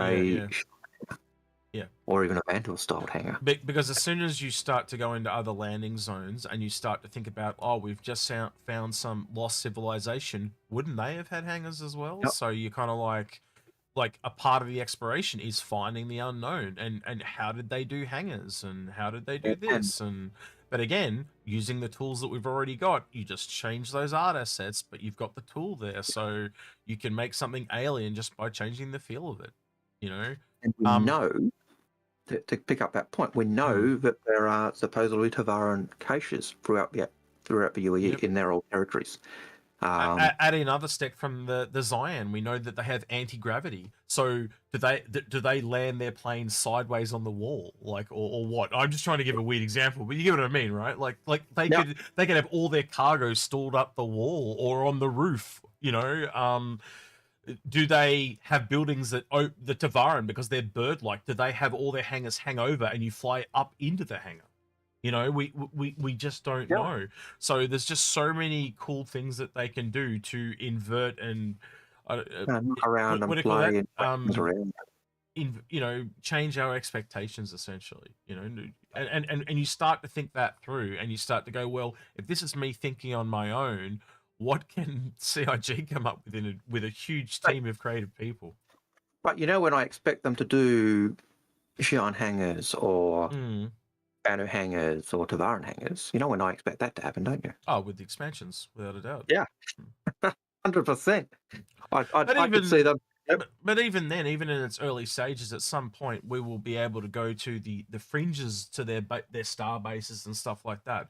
But they will roll out, and it's just going to be interesting to see. And you can already tell there's a thought process there, right? And I'll just give you the pods on the Raelian. It shows you straight away that there is an alien difference on how they do things, right? So their cargo system is different. More than that. Yeah. Even more than that. The Raelian itself, with its scratching post for the Xi'an in the ship itself, the food processor with the human and Xi'an food processing. So yeah, they're already thinking along those lines. So the organic nature of the interior of Banu's ships. You know, like do they have some kind of growing tech, so they just grow their hangar? Are they like Superman, where he drops his Fortress of Solitude, where they drop a crystal? Do they put some kind of pre-planned growy thing and it just grows the hangar? Yeah. Like there's all these little things that just baffle the mind, and you start to go. You can start to see all the sci-fi tropes. And this is the thing that you and I've said before. We know that there are aliens behind the aliens, right? So what's to say in time they don't do all those aliens and then start doing the aliens behind those and then mention another alien, and it just grows and grows and grows, this entire galaxy. And this game could go as far as long as they've created a scope to that they can go as far as they need to and just keep going if that's what they want to do. We know there are 100 systems that are known. Yeah. As time goes on, if the game lasts, forever, I could see it becoming a system with multiple systems beyond that 100. Yep, absolutely. A scope's possible. It's just at the present point in time, 100 systems of the depth they're doing on Stanton, and I think Pyro changed that. One thing I did notice is, I can't remember where I read it or saw it or heard it, is that they've reduced the size of Pyro slightly to cut down the travel time. So I think we'll see the size of systems shrinking from what I think that's got a lot to do with, though, because it's the second system and they were worried about, well, look at the ships they brought out to try and combat it, Liberator and stuff like that. They've probably shrunk it initially until they've got the ships in place to warrant the further travel time. So I think they've made a compromise with Pyro, but I think as the tech comes online, again, it's all server meshing because they can't get those bigger ships in. As soon as they can drop the Liberator in, we're going to get a system that's double the size of Stanton type of thing and Pyro. God, I am dreading the thought of Tampa or Tassa or whatever the hell it's called, which is the biggest system in the game. It's just a black hole.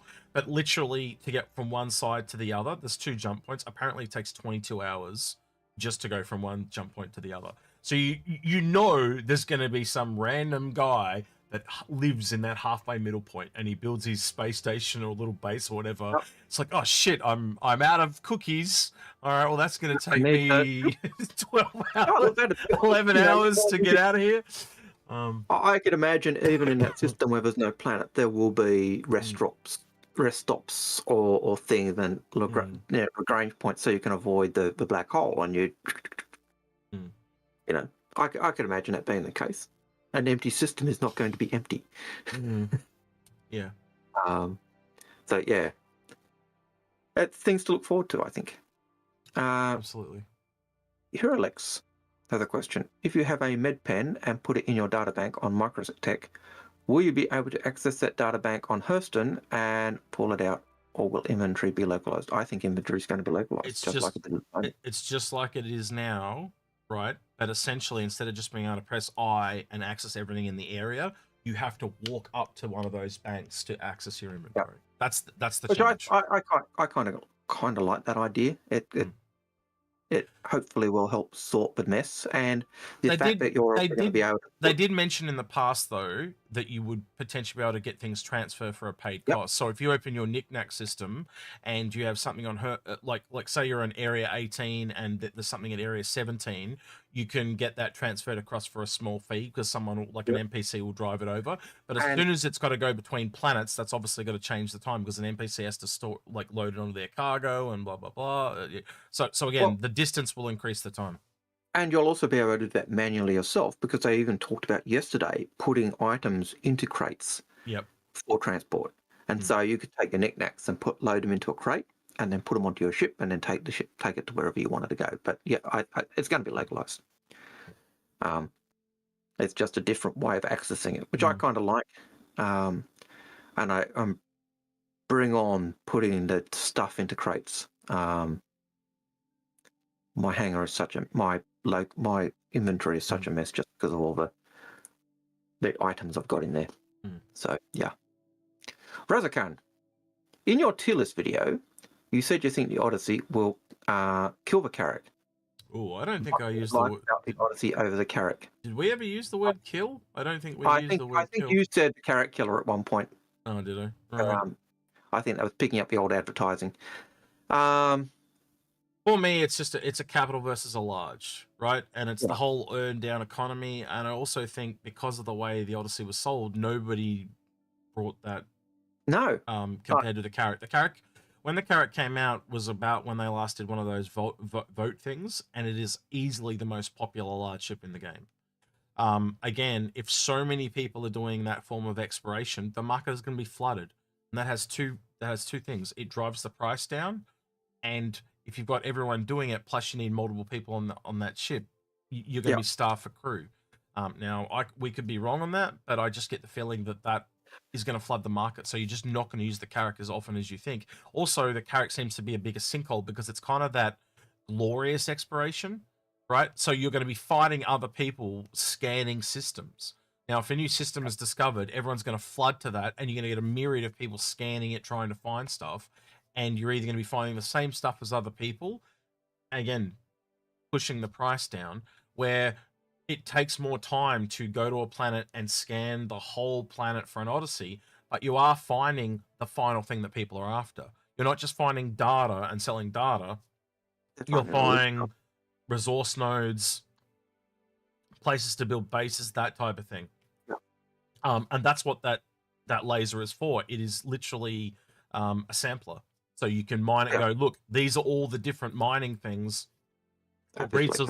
Yeah. And again, a rarer ship is, the kind of more valuable it's going to be. This is why we talk about things like the Crucible and the Endeavor and those ships that people don't have, because again, in certain situations, you don't have to go buy, well, you own it. They have to go buy it if they want that versatility. No ship is perfect. Like we've said this before, every ship has a design flaw. There is a perfect ship for every situation, but do you really want to own every single ship? And let's be honest, you generally probably will eventually, but you're going to earn most of them in game, right? You're not going to, you can do what Algared did, but look how much money you'd have to spend to get to where you're at, where most people are going to be more budget savvy. And that's why we make all these recommendations that we make to try and I wouldn't recommend anyone to bring down what you spent. Yeah, I wouldn't recommend anyone go out and sink, whatever it is to buy a full-on Legatus pack these days in one go. That's crazy town. Yeah. But yeah, the whole Odyssey Carrick question. The Odyssey is a big class ship. It's got a bigger hangar. So even if you look at it in that sense, yeah, it does kill the Carrick. But as we've said multiple times, we think the roles are totally different for what they do. They're both explorers, but we think the Carrick is more that deep space explorer, whereas the Odyssey seems to be geared for planetary exploration. Would you kind of agree with this statement? They're pretty much on par if you chopped off the hangar from the Odyssey. Yeah. Right? So essentially what you're gaining, well, let's put it this way. The Carrick's Pisces hangar, which is really kind of bespoke and built for the Pisces, literally becomes a small, not a tiny, a small, because it's an essentially an S1 on the Carrick. You then get an S2 on the Odyssey, so it goes a size up, but you can have any ship you want to land there because it's to metrics. Even if the Carrick had a metric S1, it would be way better than it is right now. But it's not to metrics. It's literally built for the Pisces and only the Pisces, really, right? And that versatility is what just sets the Odyssey above the Carrick, because it becomes more Swiss Army knife. You've gone up a size, so you can take bigger ships, and two, it's to metrics, so basically you can have whatever you want, right? But they are built for different things, right? But there is crossover obviously as well. Yeah, and look, and one of the things that I really like about the Odyssey is the hangar has access to the cargo bay, which you can actually use a vehicle, so you can actually take cargo from the hangar bay into the cargo bay with ease, and then also outside the ship. It shows that flow is really good, whereas in the Carrick, it's not as easy to do that. It shows that it's designed to help it resupply as well. So the Odyssey stays out, and you can bring out a medium ship, pick your poison, so you can bring in an S2, so you can fly it out and land and unload all the cargo into it, and then it takes off. So it doesn't have to go home all the time, right? Where the Carrick, sorry. And why doesn't the Carrick have that? And I imagine you were about to say it. But It's because meant it's meant to be deep space and out there for a long time before it comes home. And the only kind of thing the Pisces can do is carry 3 SCU. So that is literally designed to get small resupplies from like going down to a planet to save the Carrick for going down, right? But in general terms, mostly when the Carrick wants to resupply, it's going to land at a space station or a planet and resupply. That's how it's going to do it. But again, that thing is designed to be out in the black. That thing is meant to be. I am utterly convinced that this is the process of events, right? And I'll put it this way: we can see it. We find a system, right? We can see that system in the distance from the system we're in. We have looked everywhere. We have looked everywhere. We cannot find a jump point. So that means the jump point on this side is not stable or not connected somehow, right?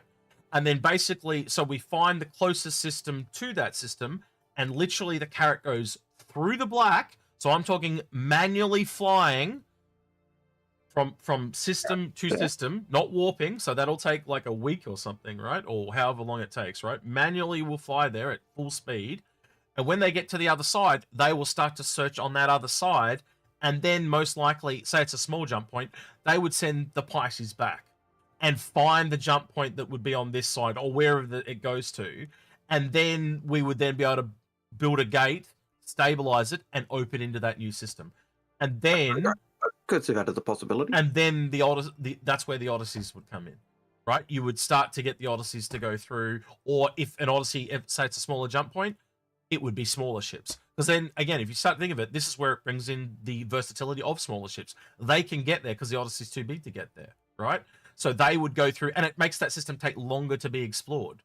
So again, there is weaknesses to having bigger ships because they won't be able to get certain places. But then say eventually on the other side of that system, they may find a bigger jump point, and then the Odysseys can come in and do what they do.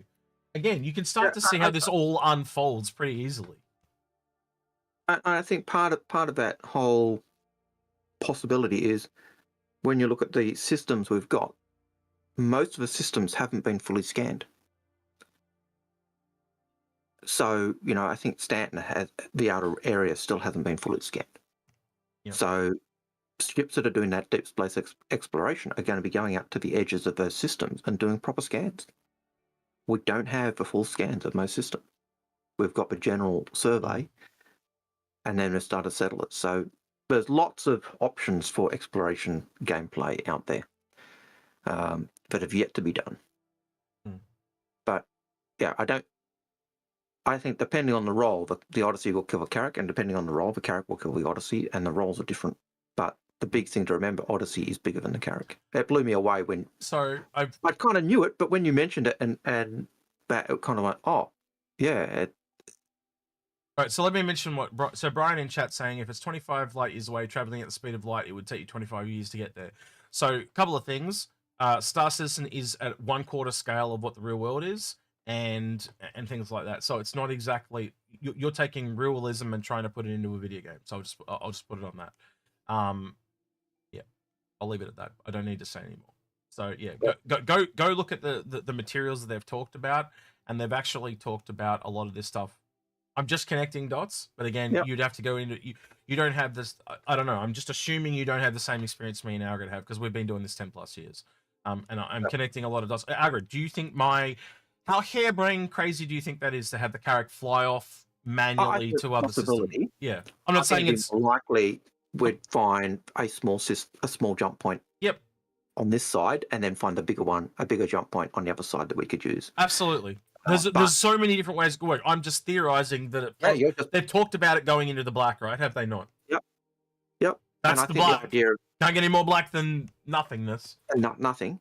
I think when the idea of the black is just searching the outer reaches of a system. True. Certainly, some of the jump points are in the outer reaches of systems. So absolutely. So that's more likely to be what it is. To be honest with you, like Algared said, some jump points will be really far out, and even if you look at Stanton, they're not just out on a ring level either. They're also up as well. Yep. Some of them are diagonally up quite high. So if you start to think of a really small system like Stanton, and then all of a sudden start thinking of a much bigger system. That's why we can't find them.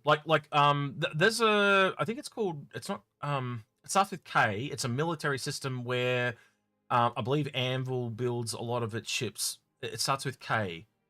Kellogg? What was that? Kellogg, maybe? Yeah, something like that, right? And that military system is like the second biggest system in the entire game, and it's so big they've only explored about 70% of it, right? So again, like Algared said, those bigger systems, they just haven't explored everything, and that's what they built the Carrick for, was to explore that system. You know, so again, you work that through. They're just going to be systems that we get into the game, and it's like, oh, we only know 15% of the entire system. Is it worth exploring it? Absolutely, because think of all the shit you could find. You know, you might find a planet, a rogue planet. You might find a nebula. You just never know what you're going to find. And they can also go back and add things retroactively as well. As soon as they want to asteroid way out that hasn't been scanned yet, and it's loaded with quantanium. Again, being the highest value resource. Being CIG, they will deliberately go, right, we want to put this planet next to X system. Let's look where they've never explored. Oh, that's where the jump point goes, you know? And it's like two people scanned either side, but that little slither of 1% that no one ever looked at, yeah, that's where we'll put the jump point. The one little place they never looked. You know, and then some noob will be like, oh, I'm just going to turn my scanner on and click. Oh my God, you know, and bang, he's off to the races, you know? Indeed. I can do that type of thing. But yeah, it's trying to work out what and how and where does become an exercise of opium and dreaming and everything else. But yeah, we'll just have to wait and see. But rest assured, I think every ship will have its purpose and a role. Some ships will be better than others at it. But yeah. Nova 42. Wait, do you think... hang on, Aaron. I want to do something else first. I want to do this. You know what I'm doing. So, just to give you guys an update of where we're up to with the GoFundMe, we actually hit another milestone this week. Let me just flick it over. So we actually passed 1,500. We had a couple of very generous donations. We had another $400 anonymous donation, so it was really nice. And a couple of $50 in there as well, which is always nice. Look, the support you guys are offering is fantastic. It does mean it's looking like we're not going for a holiday. We're going to work. So the closer we get means the more work we're going to be trying to do, and hopefully be able to bring really good coverage of. So we're getting very close to at least being able to cover my ticket at this point, and then onto Algared's and gear and stuff like that. But yeah. So I'm gonna have to start planning Algared. Arcana DGR says Castra system is the system you're thinking of. So yeah, but I will say thank you to the 22 people who have donated above and beyond. And yeah, so just keep anyone going who with it. donated anything, it's above and beyond. Same as when same as our Patreon, same with the super chats, the members. It's all really appreciated. It's so that for words just fail me to express the appreciation, but it's never demanded, never expected, but wow, is it appreciated. So, thanks again. But yeah, it's looking more and more likely like we're going to get there. So yeah, little old Merry England, here we're going to come, I think, sooner or later. So those of you that are over that way, we'll look forward to seeing you. I know there's a few people that have messaging me. I don't know about yourself, that are looking forward to meeting us over there. I don't know. I've even asked people like what I would do. Like, so say we go for a week or whatever, or we go for 2 weeks or whatever. I've even said, what would I do there? Where would I go? Like, it's not somewhere I'd pick to go for a holiday. So I don't like.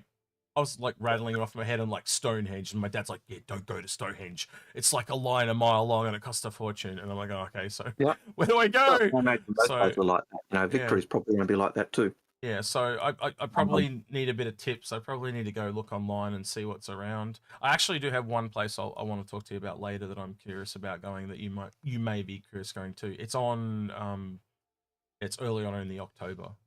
It's in Germany. You want to come to Germany with me? Oktoberfest? No. It's Essen. Essen. Essen. Do Okay. you know what Essen is, or you got no idea? No, well, I know the city, but It's a board game convention that goes for 3 days, and they have over 5 million people there. okay. Um, but Even some of the war game, like some of the British war game events they do. well, they'd have a bit of everything there if you think about it. Oh, look. And there's a direct flight from the city near Essen. This is like one city. It's just over. It's an international airport, and we can actually fly directly from, like to there from Australia type of thing. That like, well, it goes Australia, Singapore there, but then that you can fly from there to Manchester. So we don't have to go London, Manchester. We can just go there, London, there, Manchester. Brian says Stonehenge is about 4 to 5 hours away from Manchester. Ooh, okay. Like well, we got people say 4 to 5 hours is it's a long way. We go, yeah, there's nothing. Okay, that's nothing. Apparently, you can drive from the bottom to the top in 6 hours, so that's on par with Tassie. So I'll be right at home. I'll go to Canberra. With a mate, we'll go to Canberra for a day. That's like 4 hour trip. Yeah, 3 and a half hours drive. That type of thing. Yeah. That's nothing. Yeah. So Australians, we have this tyranny of distance.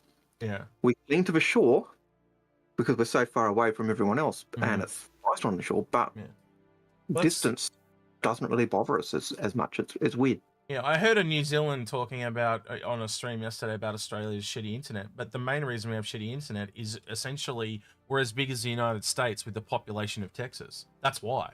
Like, there's just so much gap spread out all over the place that you just need so much more cable. Go to the opposite extreme, you got somewhere like Japan where they're like packed in like sardines. That's why the internet's so good, because the cable doesn't have to go as far, so it works out cheaper. For us, it works out more expensive because the cable's got to go so much further. Yeah. It's pretty simple. Nuke Sydney and Melbourne, you've wiped out Australia, basically. The New Zealander was trying to tell this particular streamer it was because we only have 4 different telcos. It's got nothing to do with telcos. The government are the ones that built the cables anyway. So that clearly showed the New Zealand didn't know what they were talking about. Anyway, tyranny of distance is the issue we often face. Strikers, even Western Australia, threatened not to join the Federation because of they were so isolated. They were bribed with a rail line. No, I've heard Citizen Ninjas mentioning the distance thing for Americans, Canadians. Canada is somewhere I do want to go. Canada, I don't know why, is weirdly on my bucket list. If they ever do a Montreal Citizen Con, I would be very tempted. And I think that will be on the cards now that one of my nephews is in Canada. Now they've brought out Turbulent. I think that's very much on the cards. So, one of my nephews is in Canada on the West Coast side, I think. They did cop the Grey Genix says check GoFundMe. Let me check it again. Hang on. All right. Oh, he checked $150 on there anonymously. Oh, thank you. Yeah, thank you very much. Appreciate it. Thank you, Cray. So, past that and moving forward. Again, thank you. Not expected, not demanded, not required, but thank you very much. Greatly appreciated. My bent thumb. Wait, I gotta make my thumb straight. There you go. Thank you very much. Yeah. All right, so back to the questions. Grey Genix says, wasn't me, but whoever it was, thank you. Oh, yeah. Oh, well, thank you for noticing, Craig. Go check it because it had changed in the time that we did. There's lots of places in England I want to see. I'm a history nut, so strike. See, Machiavelli is saying low population should make internet better. Yeah, it would, because you have less congestion. But again, that range thing is the problem, because then if we just go back to ADSL, right? So when it was copper, right? You had to have exchanges that people connect to. So that means the further the distance, the more exchanges, so therefore more the cost. That's the problem. It's a cost problem. Yeah. A distance equals cost. But tyranny of distance, we are spread out. Yeah. Like Strike Sydney is, I think Melbourne one time in the 80s, Melbourne was like a 60-kilometre or 80 kilometres distance across from, when you went from the suburban to suburban. You've only got to look at it, like, I'm going to bring it up on Google Maps, right? Because this makes it really blaring obvious to people, right? This is where I live, right? And just to show you the difference, but so this is on a map, as in the more green it is. I'm not even on a satellite, so if I actually go to satellite, it becomes really obvious, right? So we grow all the food here. 72% of all food comes from Tassie. You can see why. Look at the rest of Australia. It's not green. All those green areas is essentially where people live, right? This shit is all uninhabitable. Like next to nobody lives in here, right? That's why there are cattle stations Yeah. in Northern Territory that are bigger than Texas. Now let's just like, because most people are American. Look, there's Australia. It's like essentially sunburnt country, as we call it in the poem. You go here and look at the United States. This thing is green as hell. The only area that, now you guys can correct me if I'm wrong. Again, show my ignorance that I don't know about America. But this looks like desert to me. This little bit in here. Now look at the size difference between our desert and your desert. I think that answers the question, right? And you can see, look how green this is in here. It's beautiful. There are other areas that are clearly desert or drier, but not as your desert dry areas or wider desert dry areas are not as dry as that big desert that we've got. Yeah, look at this one in Africa. Like, we all know there's not a lot of population in there because it's all desert. And it's the same, you know, the Middle East, wherever there's desert, there's just not people, right? And if, let's be honest, the main desert areas, you guys don't really have it. I'm sorry. You got the lucky one, you know, like you've got this small little area. And again, I got a lot to do with geography. Like, we have this mountain range down the side here, and it basically blocks all the stuff going across. It's basically high hills rather than mountains. It's that small, but yeah, no, they're still pretty big. Like, they're tall, but they're not. Yeah. They're not like they're not Himalayan tall, but they are pretty big. But essentially, there's a giant. Well, for a couple of hundred years, they couldn't get past it, Algared, or well, not a couple of hundred years, but a couple of decades. Yeah, because it was rugged terrain. But yeah, but you know, that's Australia. You know, and we are spread out. The cities are very spread out.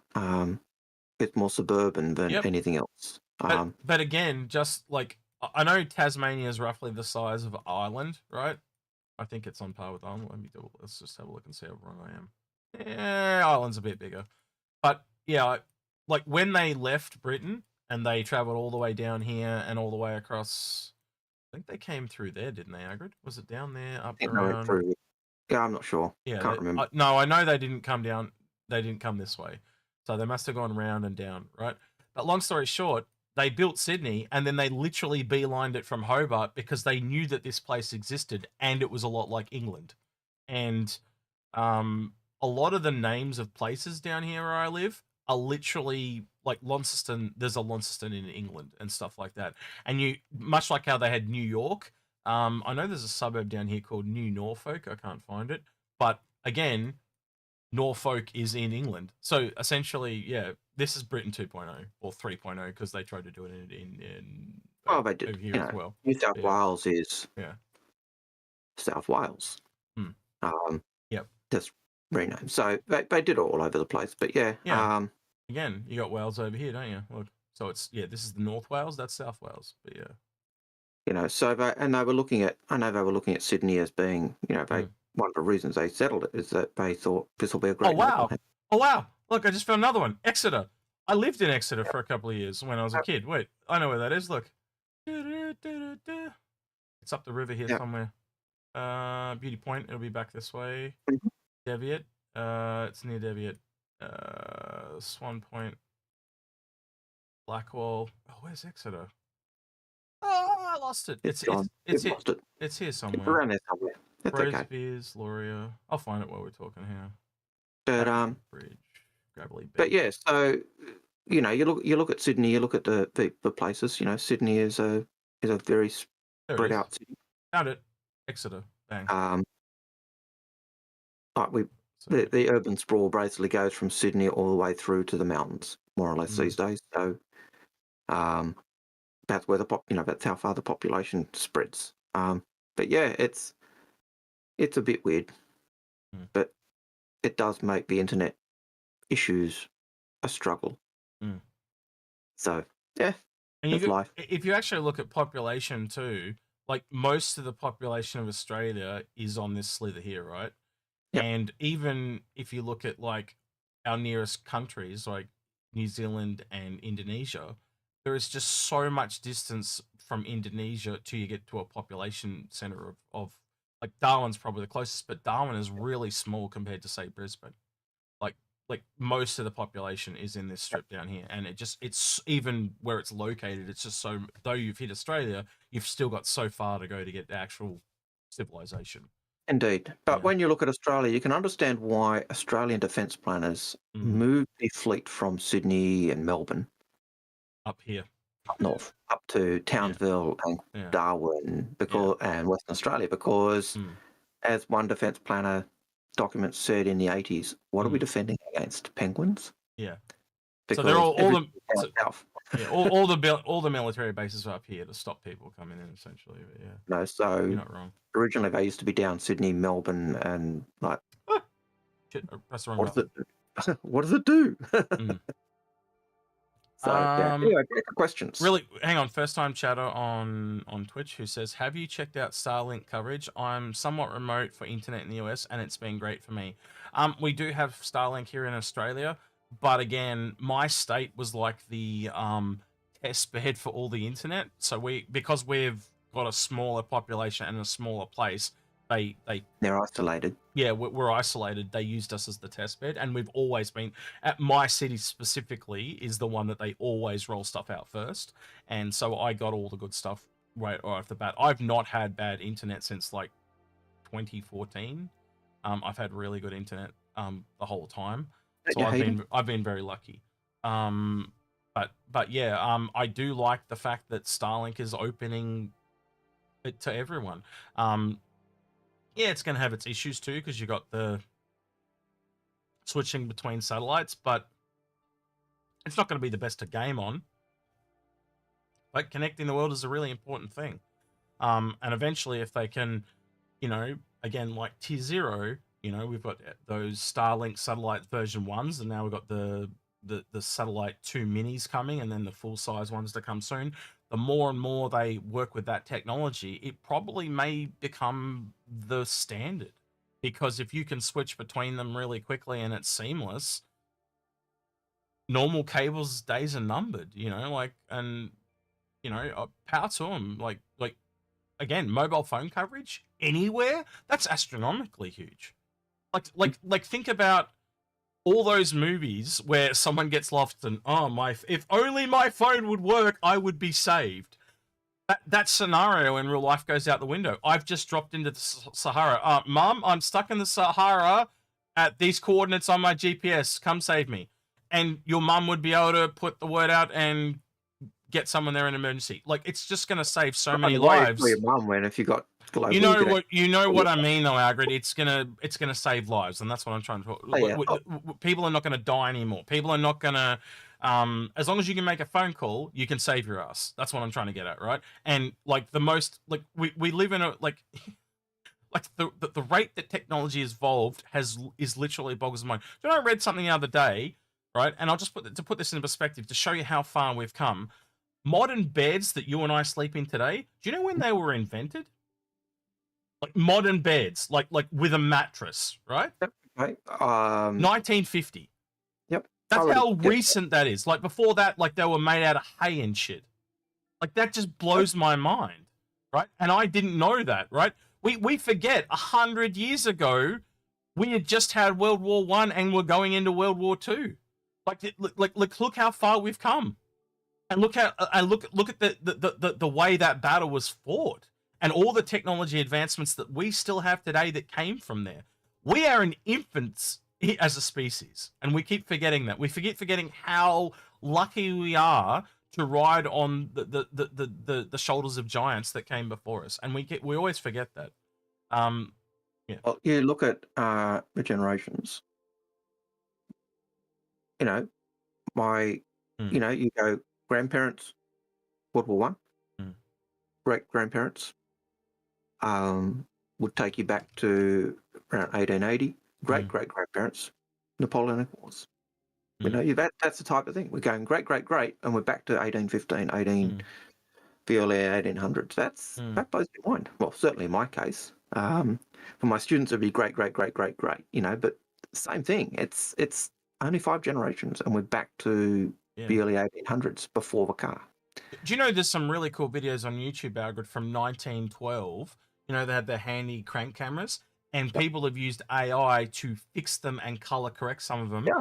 And it is just a trippiest thing to watch. Like, you were watching policemen walking around with, you know, those horses with the really big hooves, and they're literally pulling horses and carts. And we're literally looking at less than 100 years ago. And I'm just like going, and they look just like us, but with this ancient tech. There's a guy walking along. There's a whole lot of that. There's a guy walking along on crutches with his leg cut off from World War One in the middle of New York City. And I'm just like, this is insane. Like, we forget where we came from. We have literally almost gone from cavemen to where we are in the blink of an eye. Yep. And often, like, you know, that touch grass thing or go out and smell the roses. I think we need to realize the history is not that far behind us. You know, you look back to what I've seen in my lifetime, and I remember sitting down with my grandmother and she talking about things like the invention of the radio, the television, television going to color, and the internet. And I would, like, the whole spectrum of her life, and it was just baffling to me that we had come that far in such a short period of time. And I think we all, history is so fucking important. I can't stress that. You look at flight, air travel.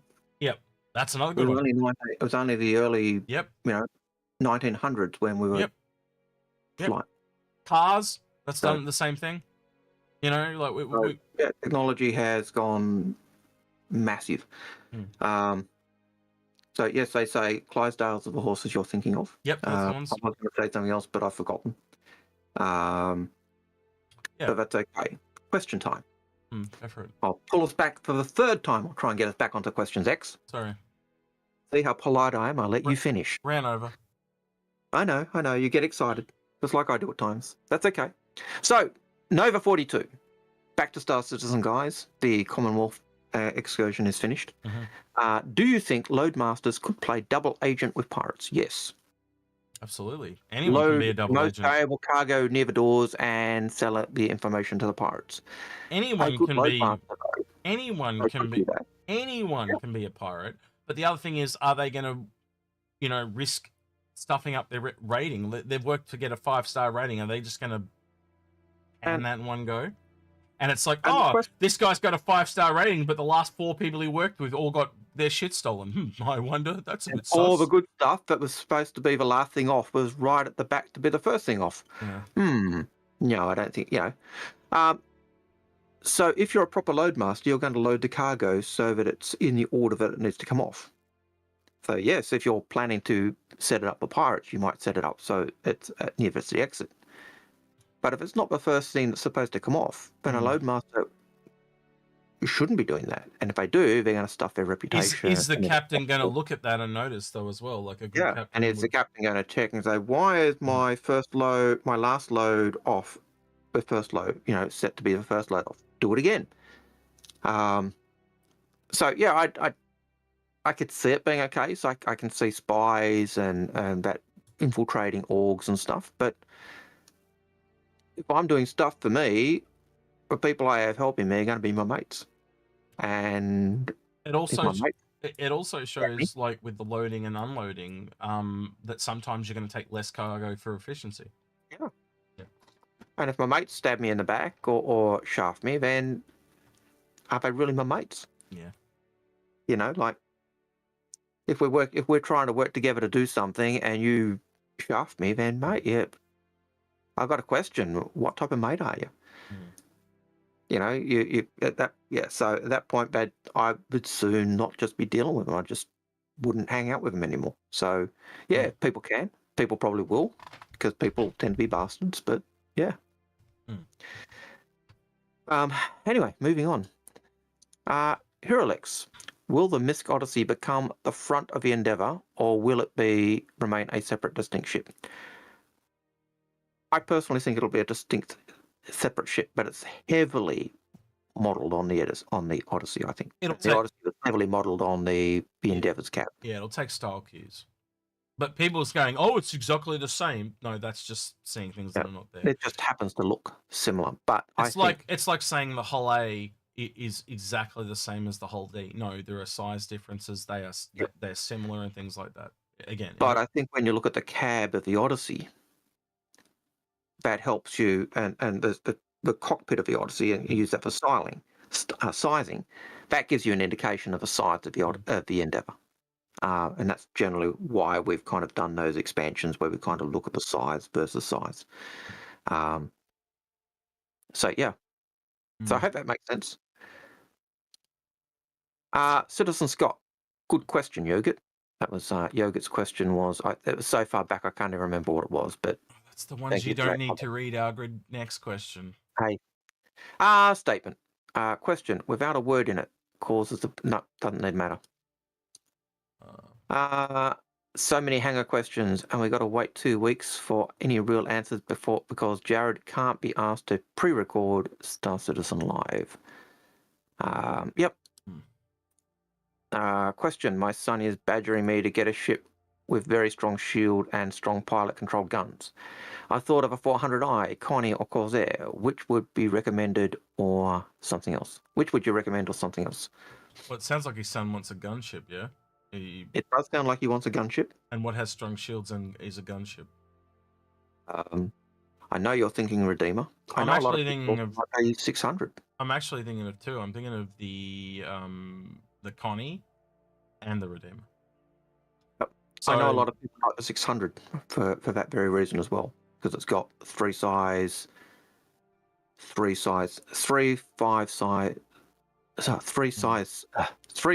guns that are pilot controlled. Well, the main reason I went Connie is because it's got better pilot controlled guns, but it also has the turret for his son to play with him, and again the Redeemer, the same thing, but the pilot controlled guns are not as strong as the Connies, obviously. It comes down to what do you want to do outside the gunship mentality. Yeah, the Redeemer is shield specific. It has special shields on it. That's why I went there. But, Corsair certainly has a lot of good pilot control guns. A lot of people do like the 600. That's a bigger ship than the Connie and the Corsair, but it does have good guns. People doesn't have the shields though, does it? Yeah, I don't think so. Certainly, a lot of people say it falls apart, but certainly for PvE missions, a lot of people love it. It does have the versatility when it gets it rework. It'll also have a lot of the stuff that the people like the Carrick for, because it's it'll have a med bed and it'll have other facilities as well. So, and Chris in chat is saying most are saying 600i. So, it really comes down to what you want to do. You know, you got to look at it for your own needs, and that again, not knowing what you're into and stuff like that, we'd have to ask follow-up questions. But yeah, there is with what you've said, there's still a bunch of ships you can look at. But also cost comes into it as well. Like the difference between a Connie to a 600i is like what, $300 odds. So yeah. So again, it comes down to what you want to do, how much you're willing to spend. You know, Connie, an Andromeda, $190. Not Andromeda, Taurus, $190. I think, from memory. Yeah. But if you're into profession, you know, something else, and the 600i, it pulls you away from that. So again, like it might pull you towards the 600i. So that's what I'm saying. We need a bit more information. So if you want to send me or Algared a message, we can tailor that down to a single ship with a bit more information if you want. Happy to do like a mini FMF for one ship for you. No worries. Yep. You know, and Chris, as you even say in the YouTube chat, you know, you say you're leaning towards a Connie Andromeda, as it's half the price of a 600i. Yep. Beautiful thing about an Andromeda is that it's also got the P52 underslung as part of the equipment, which means not only do you have the option of the pilot controlled guns, but you could also have someone, you know, you could hop into the probably P52 and fly around and support your son as well. So probably the best generalist in the entire game too. You know, you can do a lot with and it's certainly going to get improved because it's got Chris's name on it. So it'll be a good ship. So yeah. I hope that helps. Yeah, get your son to play more and see what he likes. See what gameplay he likes, you know? There is so many people out there in the game, you can pretty much borrow any ship. Like, you join a server and say, does anyone have this that I can borrow? You'll get someone coming out of the work. Yep. To show you. And then, you know, look at your budget. Yeah. As well. So, and even if you're doing budget, you can probably even get both more expensive ships more cheaply by using CCUs and stuff. So, Razakhan, what do you think the drone gameplay will be like? A remote piloted Merlin, essentially. It's a remote piloted snub. That's essentially you're taking remote turrets and snubs and combining them. That's it'll be remote stuff. You sit there in your ship controlling it like a remote drone. Like or you'll program it and say do this, and it'll go off and do it, and then come back. Well, you'll probably be in it telling it to do a particular task and say now finish this task, and then because they've talked about that in the Vulcan, didn't they? About that with the Vulcan, yep. So you give it certain control of drone, give it commands, it'll go do that task, but you wouldn't be set and forget. It's kind of set, forget, and watched, and kind of Wanderer04 on Twitch says rent or borrow and try everything. That's an absolutely brilliant idea. Go out and try every single one of those ships mentioned, and you'll find your answer. Which one do you like? Yeah, go fly them all. That's exactly the best bit of advice. Yep. You know, you can listen to everyone else. You might find for some bizarre reason you like X ship, and all these other people mentioned all these other ones, but that one just all of a sudden spoke to you. Yep, the ship that you like, that's in your budget, that does everything that you want, is this one, and everyone says this is crap. Yeah. So. Yeah. But yeah, and again, if you can't decide and you want him to decide for himself, there's no reason you can't buy him all like a CCU of every single one to lock in that cheaper price and get him into the game when he's old enough and get him to fly all the ships and find the one he wants. He's done his 15. So yeah, I read that. I read that, but again, there's no reason he can't be the one that flies the ships and find out which one he wants. You know, and again, that sounds like a great bonding experience to me, does it not? Him and his son get in, and over an entire weekend, they try them all out, and you know they talk about it over the dinner table, and blah blah blah. And the mum tells you to shut up, and you go, "No, shut up. We're talking about spaceships, Mum." I can see the whole weekend playing out. Sounds like a great time to me. Yeah, just get a starter pack for him if you both want to be in the game at the same time. Let him use your account to test the ships out. You don't need to buy them all. You just need to borrow them off people. And I guarantee you, there's so many people that have been around that they've like a lot of it. Their experience comes from seeing it through other people's eyes. Now it's like this person seeing a Reclaim for the first time, and they go, "Wow, it's so big." And so they, you start to live vicariously through other people because what's old becomes new again. All right, he's got a starter pack already, so both you get in. Play around on ships, rent a ship, play around with it, do missions on it, try the different things, see which one you guys like, and that'll be your answer. And it won't matter what X, myself, Citizen Scott, or anyone else tells you. That'll be what you do, and just get in there and ask. Say, me and my son want to look at X ship. Does anyone have one that they can show off to us and give us a little bit of a fly? And if there's not one on that server, it might take you a couple of different servers to try, but again, you jump on the weekend, I think you'll find people. When the population of people playing is up, you'll get some friendly person that'll show you. And if you don't, I'm sure you can contact Algared or myself, and we'll try and help you get in contact with people. We can probably get something for you to try and play with or loan. So but and if you can't rent it, you can borrow it. So again, all right, no issue. So next question. Anyway, Shoggy.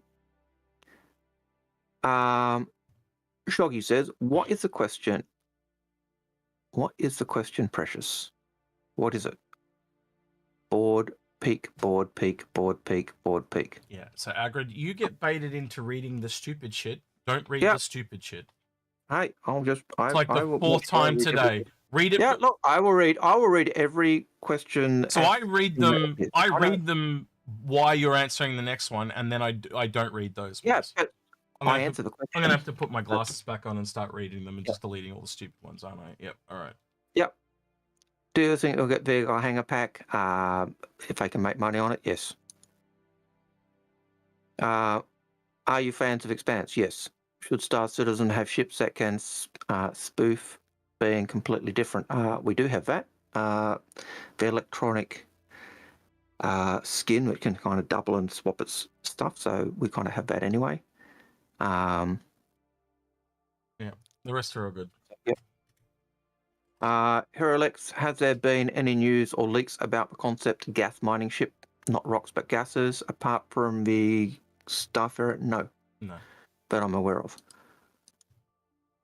Helgren animation, why not buy a fighter? Also, Perseus fit in that category. Good value. So it really comes down to what you're getting for your money, right?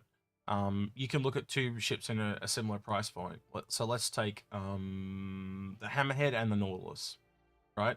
So the Hammerhead punches down, and it doesn't have very many versatile roles on that ship. You're essentially got 6 turret operators, an engineer, a pilot, and a co-pilot. You're always going to want your best pilot and your best engineer in those roles. So essentially, you're rotating 6 turret gunners through a co-pilot seat for boredom.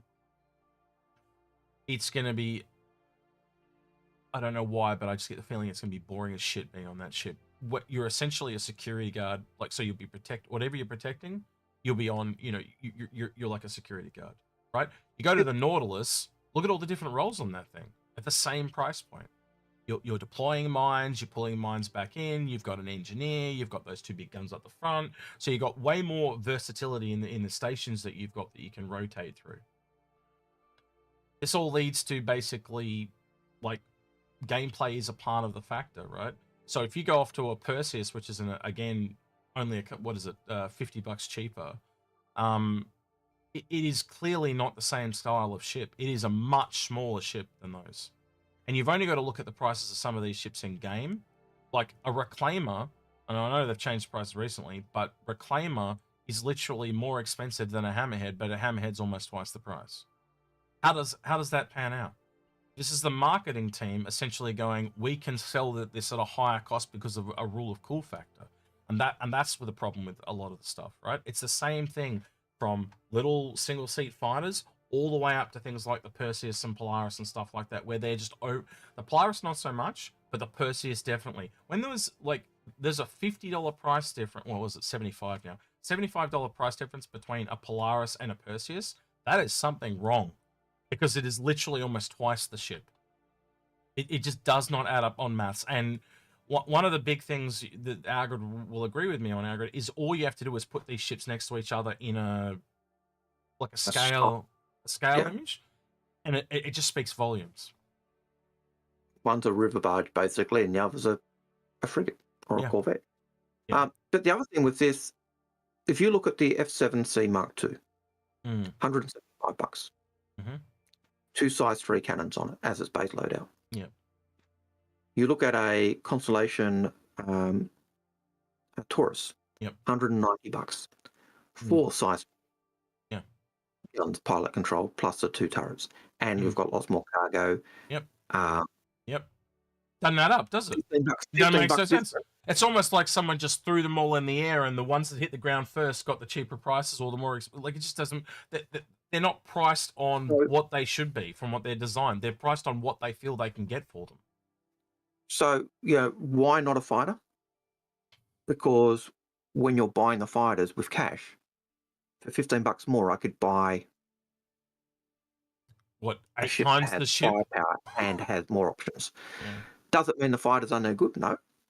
It just means when we're looking at the value and the versatility those ships give you, the fighter just doesn't match up. And that's why. What did you say? F7 Mark II? I think you said Mark II. F7 Mark II, 175 versus a Connie. C. Taurus. Yep. And hang on, I'll flick it over so people can see. And we've got a Taurus. Right. Like, it's just no contest. And $15 difference. Yeah. Like, no, yes, you look at there at it, comparable to a third, but then as soon as I go side on, like, you realize very quickly this thing is tiny. It's a sixth of this. Wait, 1, 2, 3, 4. I'll say 5 just to be generous, Yep. right? But like for $15, what the hell? You know? And as Agrid said, a lot of the ships were originally priced on their components. Now you tell me that that's got less components than the other one, and I would not believe you. I don't even need to look that up to know that it's a large ship versus a small. That's 2 sizes up. Now, yes, the F7C is more agile than the Connie Taurus. 100%. Yeah. But the Taurus even has its missiles. It has a lot more missiles than a Mark II. So it's got the Mark II comes with 8 size 1 missiles. The Taurus comes with, I think, 40. I'm not going to even guess. It's just a shit ton more. And it's got size 2s as well. Here's another good one we talked about in the past. I was just trying to think of other ones that are comparable, right? So that's it from above. They, you'd almost say 2 times. But then again, you start to go side on, and I would say this is roughly 4 times the size. Now, this is the scary thing. There's only a $10 difference between those two. It's scarily stupid. Yeah. It just doesn't make sense. So often when we're talking, this is not worth it, we're not saying the ship's crap. Like, we both took out the F7C the other day. Lovely ship. Yep. Gorgeous. Looks great. But when you look at the F7C versus Mark II versus Mark I, and the difference is 2 size 4 gun mounts instead of 2 size 3, and you're paying $50 more, how can you say that's worth it? To me, that just doesn't make sense. Now, if you think it's worth it, great. But if I'm looking dollar for dollar, I can't justify 2 size 4 mounts being $50. Not when $15 more I can get a Constellation with 4 size 4 mounts and 2 turrets. Yeah, 100% get it, Soldiers and Scott. They are totally different ships. We're talking value for money. Yeah. And as I said, the Constellation for $15 more has double the firepower and gives more versatility. Yeah.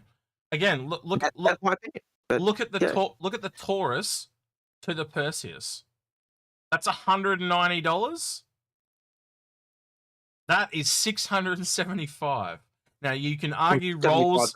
You can argue rolls to the cows come home, right? But there is no way you can justify that at $675. And I blame myself a lot. I blame myself a lot for the price of that ship because we hyped the shit out of that when it came out on SC Leaks. We for 9 months we talked about this thing backwards and forwards, and they knew that people were going to want to buy it because of all the hype surrounding it. Well, and Helgren says, but would I need crew for those ships? Well, for the Connie, that's a 4 crew ship. What's this? 5 crew? 6 crew for Perseus, 6 to 8 for the Polaris. Again, if you look into the way the game's working, they are clearly pushing you to work together to make more money. Bigger ships are the money, yes, they cost more, and you have to work together, but you're going to make more money out of them. And when you're looking at the Taurus, that's 4 size 4 that are pilot controlled. So if you're going head to head, you've got double the firepower than the base Mark II. Bigger shields, bigger protection. So you need more players to get the most out of them. But in terms of what the ship can do and what it offers, for $15 more, I think the Taurus is a much better buy over the Mark II. Now, that's okay. People can disagree. That's my opinion. It might not be the gameplay for you. You might be not into cargo. You might be a full combat person. That's fine. But again, you can pick combat ships that make more sense. And earn down. Again, like if you... I don't think of a way to do this. If, say, you got a Redeemer, you can use that Redeemer to very quickly earn down and get all these cheap fighters. What we're essentially talking is out-of-game pricing versus in-game pricing. And you look at a lot of these fighters, and a lot of them are around the $1 to $2 million mark. But then as soon as you jump to something like... I'd have to look it up because I haven't looked it up in a while, but they drastically increase in price when you go to the Taurus and the MSR. I believe the Hercules is a really good example, is like $4 million for a C2.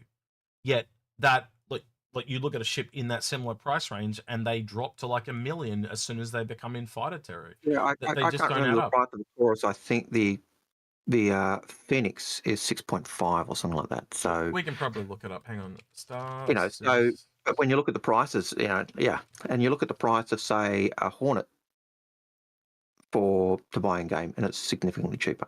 MSR is 5 million warring process. Yep.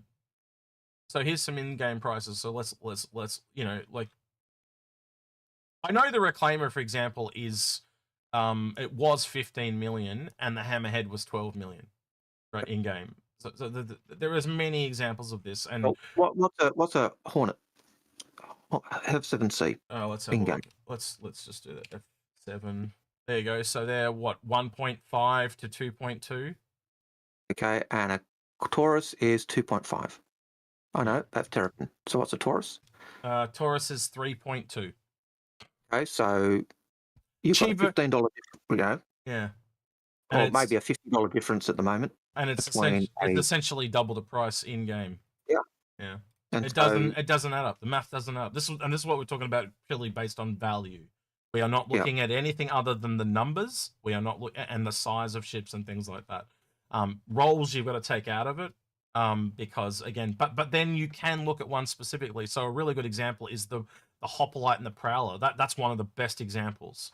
They actually increased the in-game price of the Prowler because so many people complained. But back in the day, just to give an example, it was essentially it was $235 to $425. So literally almost $190 more expensive to get the Prowler. But in-game, the Prowler was actually cheaper than the Hoplite. How the hell does that work out? That's because it's rule of cool. Let me finish. That's aliens tax. That's, the combat tax, like all that type of stuff. And it wasn't justified because they just knew they could raise more money off it because it was alien. Yep, I still remember Paul's reaction when we were literally doing it on a live stream or one of our streams, and we're talking to him and he's saying, no, the Prowler's... We said, it's not worth it. And he said, how can you say that? And we said, the price. And he was, no. And he checked it, and he literally had heart palpitations. It was like... They wouldn't do that to me. No. It was just... Yeah. Right, so we're not saying the ships are bad. Like, as we said, we both really like the Hornet. I love the way it's made. I love the sounds that it makes. I love the upgun. But when I compare it to other ships that can do the same job, I don't see the value. Now, that's just me. Yeah. You can disagree if you like. That's okay. To put in perspective, Algar and I both own a Perseus, but guess what? We both got it for roughly half price. Then we can justify it. It is half the size of the Polaris, so I'm going to pay half price. So we use CCUs over a number of years or whatever and got the price down. That's how we recommend you do it. Or you buy it off someone that's selling it for cheaper or whatever. However you get it, whatever you are personally prepared to pay for it is its worth. Yep. Anyway. Yeah. Sorry, that's a very broad answer to your question, Helgren. But that's generally why. And I don't think the Perseus is in that same category as the fighter. It's certainly an anti-ship ship. Heralix, will players be allowed to transport live plants and other exotic animals as cargo, such as planetary? Yes. Eventually. We kind of got a little bit of a test bed to that with the 400i. It's got climate-controlled storage. You've got to imagine that's going to roll out to other ships. So there'll be an entire ship designated to temperature control. There are, rules on certain places where you can import stuff because they don't want noxious and invasive species taking over a planet. The little gas, I think the little gas creatures that we have, the little floating gas things that we have on Hurston, they're an introduced species. Hurston loves them because they eat garbage, or pretty much everything. But yeah, the helium exploding gas balls, they're going to be great when they come out. So many people are going to die because they shoot one of them. Anyway, Buckbra, do you think that when they are going through the RSI ships one after another, they will take the opportunity to update the Connie and Aurora, or is that something they will forget about? When they go through all the RSI ships, they will update them. At the moment, they're building the Polaris, Perseus, and Galaxy. Not necessarily in that order. They're going Polaris, Galaxy, Perseus. That's the order. Yeah. What was the question again? Sorry, who was it by? Just tell me so I can reread it myself. Buckborough. Right. Do you think they'll fix up I'll the read it. Aurora and Connie? I think that'll be after Squadron. So I think the main reason, like the Freelancer and the Connie haven't been touched, is because they didn't want to change them and then have to move a whole bunch of stuff around for Squadron. So I think it'll be after Squadron. But yeah, they're definitely they're due for updates. But like by the same token, the Cutlass isn't really in Squadron, not to the same extent anyway. That's why they have those. I'll also say we've got 6 questions left, so if you want a question, I turned the bot off. Already? Yeah, I turned the bot off like 15 minutes ago. Oh, so if you had a question, you're fresh out of luck. I can turn it back on though. Well, we've got 15 minutes before before 8 o'clock. That means these 6 questions will probably take us to 8:30 because that's usually the way it goes. Yeah, anyway, all right. Well, I've turned the bot back on for a little bit. So you've got 5 minutes to get questions in. It hasn't sucked in any new questions, so probably there wasn't any more. Oh no, there you go. Yeah, a couple more came in. So Hennypen says, will the Endeavour's capsules be able to spawn in Hangar? They talk about disengaging it to land on planets, so I would assume you could spawn without the modules at all, unless... good question. You have to take it to a shipyard. You have to take it to a shipyard because it's space. They're talking the command module that separates and flies down. I understand. Will that be able to spawn in a hangar? I assume so. The capsules and the modules that we put on the ship, you'll have to take your Endeavour to a shipyard. Okay. So they say capsule. I've read that wrong, but yeah, they mean command module. Right? Yeah. Okay. Yep.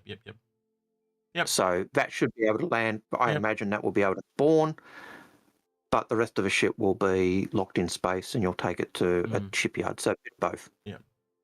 Is my thought there. Yeah. Chris, law-wise, Anvil converts their military ships to civilian models for civilians to buy. However, Aegis seems to be selling military-grade ships. Isn't this a competitive disadvantage? Certainly, Anvil do this because they had that big Mesa link, and so they actually lost all their contracts, and because the UEE was trying to distance themselves from that. They reinvented themselves by converting their ships to civilian model. Why did they just do it? Because the government has changed and they are trying to decentralize the military. Basically, we don't. If we have militia groups looking after the planet, we don't have to have military looking after the planet, so it costs us less. That's it. So yes, it's a competitive disadvantage for, I imagine, Anvil, because they're not in the good books. They are still tarred by their Mesa connections. Yep. So, which is why. Algared, how many ships do you have? I think last time I checked it was 216. Pretty much got all of them. Pretty much. Very close to. Close. Will players be allowed to summon ships you own to a new system instead of having to buy a flightware?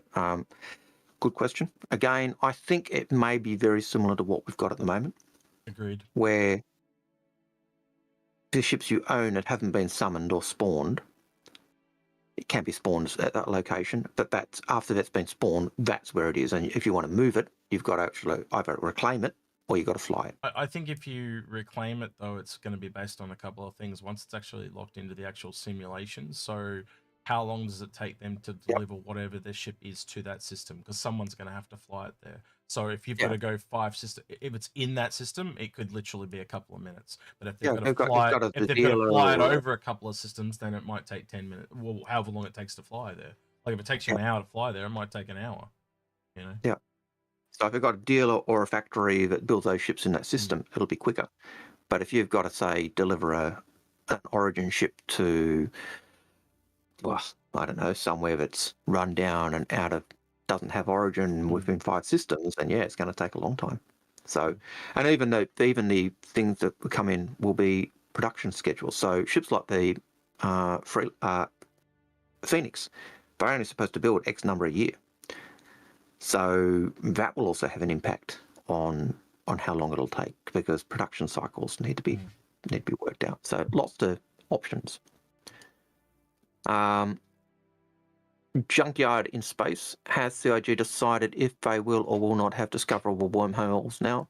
I think they were all going to have that, but certainly there'll be some that aren't. And then there's also the situation where we know some wormholes will collapse over time. I don't think it's changed. No, I think it's exactly as they've said it was going to be. Yeah, absolutely. I was in Maria Pure of Heart Hospital the other day, and there was a Terra Gazette, because we all know what the Terra Gazette is. It's Terran propaganda. And what was the title page on that? Or the two headlines? One was fires. The other one was unstable wormhole. So even at that point, CIG have been thinking wormholes being unstable and expanding that. So yeah. But as you said, I don't think it's changed. No. Artemis TGM. Can you watch the new Alien movie trailer? No, we can't, because they'll copyright claim the stream, and it just creates a whole. Almost every time we watch a YouTube video, no matter what size it is, it claims the video, and it just becomes a huge pain in the ass for me to deal with afterwards. I have seen it; looks very good though. Absolutely, it does. I have seen it as well. I saw it. I linked it to Algared, in fact. I believe. Did? Yeah. You did, and I watched it. And I went, "Yeah, that looks sick." Yeah. Yeah, it actually generally looks like an Aliens film. Finally, after all that Prometheus. Now, I enjoyed Prometheus, but they weren't Aliens films. They were something else. Aliens was a horror movie. It was a scary horror movie when it came out. Yeah. And the others just didn't get that alien horror. It was just aliens. Like the worst was Aliens versus Predator. Yeah, great franchise. Great. But yeah. You know what I'm what I'm saying. I know what you mean. For a medium explorer investigating small jump points, which is better, Freelancer Duo with Gold Standard or Mark II Zeus ES?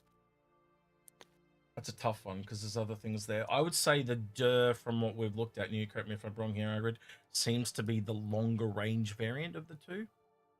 Yeah, and the only reason I would go DUR as well is the Freelancer was always said to be the largest ship that could go for a small jump point.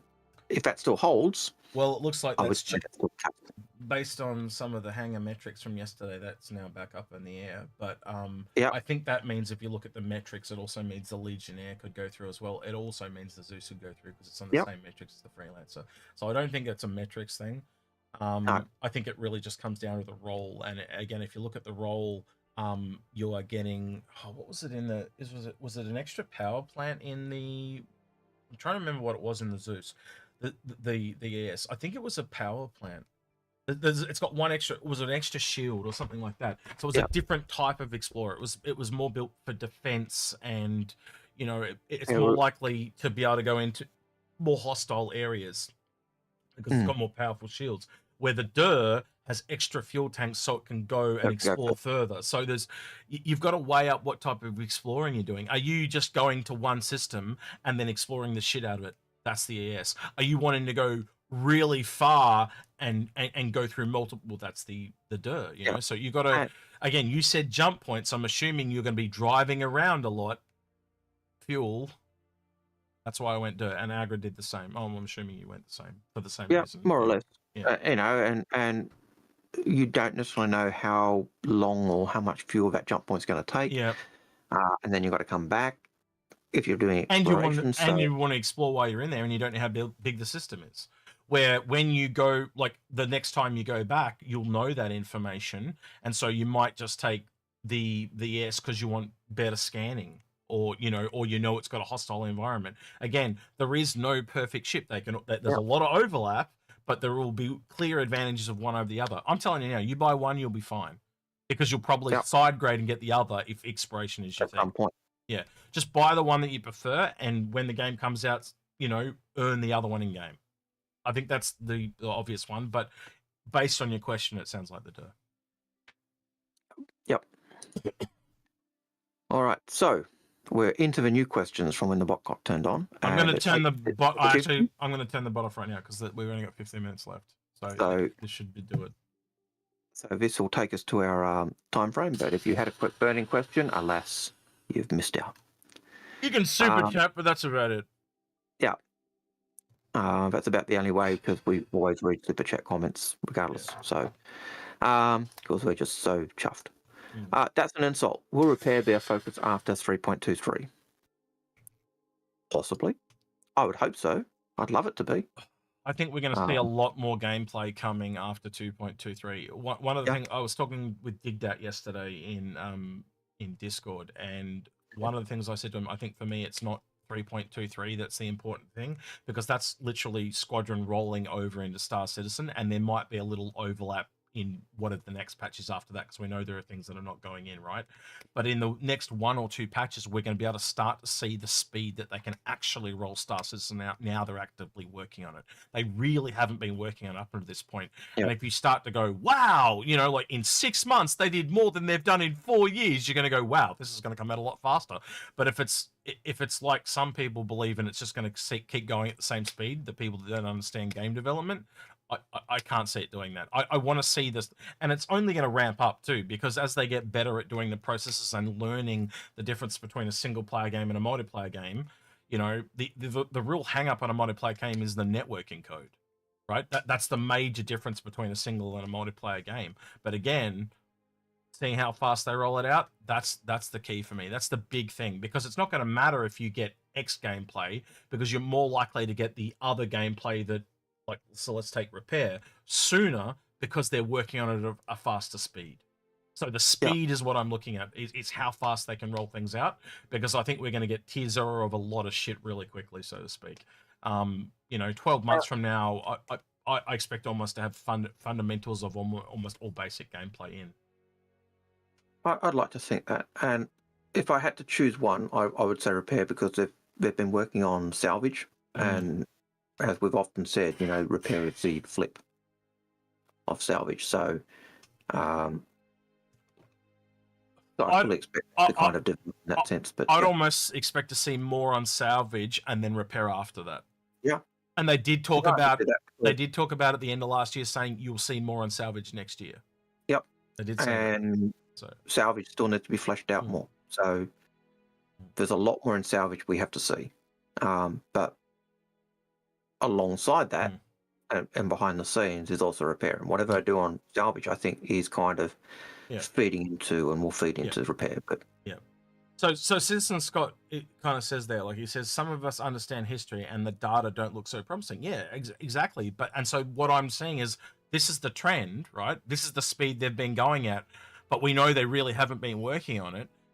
Now they actually start working on it. What is the differential between those two? And is it this, or is it this? You know, and you start to go, wow, well, if they've done this in whatever 324 is, and they've done this in whatever 325 is, you start to go, wow, so we can now kind of go, well, it's not going to take 15 years for this game to come out. It's going to take X years to come out. That's what I want. I want to be able to go, math-wise, how long is it going to really take to get to where we're going? Because right now, it's glacial, and it looks like it's going to take 50,000 years or whatever, right? But when they actually start working on it, we can now articulate what it's more likely going to be. I would say I understand history, and I disagree with your assessment. Yeah. So, and that comes from a history. You're a history major, aren't you? Your degree's in history, so yeah. Yeah. So, you know, I think your head's cut if you view that the information says it's not promising. You clearly don't understand history. So, you know, that's my view. You want to go history? Man, I'll go history any day of the week. It's one of the reasons why I'm a law geek, because I love delving into the why and whatnot. But I don't see it. So everything in it says it's going to just pick up. So let's give him a chance to set the speed and then see where it goes. See how they go. But hey, could be wrong. I look forward to Sandworm as well. One day. I think he means like things that they did that they're not in the game. Lear's a really weird system. It breaks so many molds, it's not funny, because it's not in the area of any of the other systems. Like Lear is so far away. It's like that is one of the things that they built, that they knew they built for a demo, and it was all wasted. I'll just leave it at that. Yeah. Anyway, all right, next one. Definitely. Next question is, I'm just checking that one. All right, so it's Harry Creature says, do you think we'll be able to bedlog in our ship or hangar? Well, they talked, there was a Spectrum post talking about bed logging, and they actually reckon the whole thing's going to change. The guy that was talking on IC yesterday, I can't remember his name, I've just had a brain fart. He replied on a Spectrum post saying they don't like how bed logging works, and it looks like it's completely going to change. So they're going to have to find, well, my first thought went to, well, if you can't log out on your Aurora, what's the advantage of the bed? So they need, if they're going to remove bed logging, what does beds become? What is it, a buff that you get from sleeping? Does it increase your XP, like a rested buff or something like that? Yep. So they need to give some kind of benefit, because now all of a sudden beds are a drawback. Why do I need a bed if I'm not going to use it for anything? And what would I want there instead? And that means a huge rework of all the ships that have beds. So, and they used to say the key advantage of having a bed was if you logged out, your ship would despawn in that location, and when you came back, it would respawn. And if you didn't have a bed, your ship would kind of try and autopilot to the nearest base. Has that changed? Well, based on what Based was saying, yeah, they're changing and trying to work out how it's going to work. But yeah,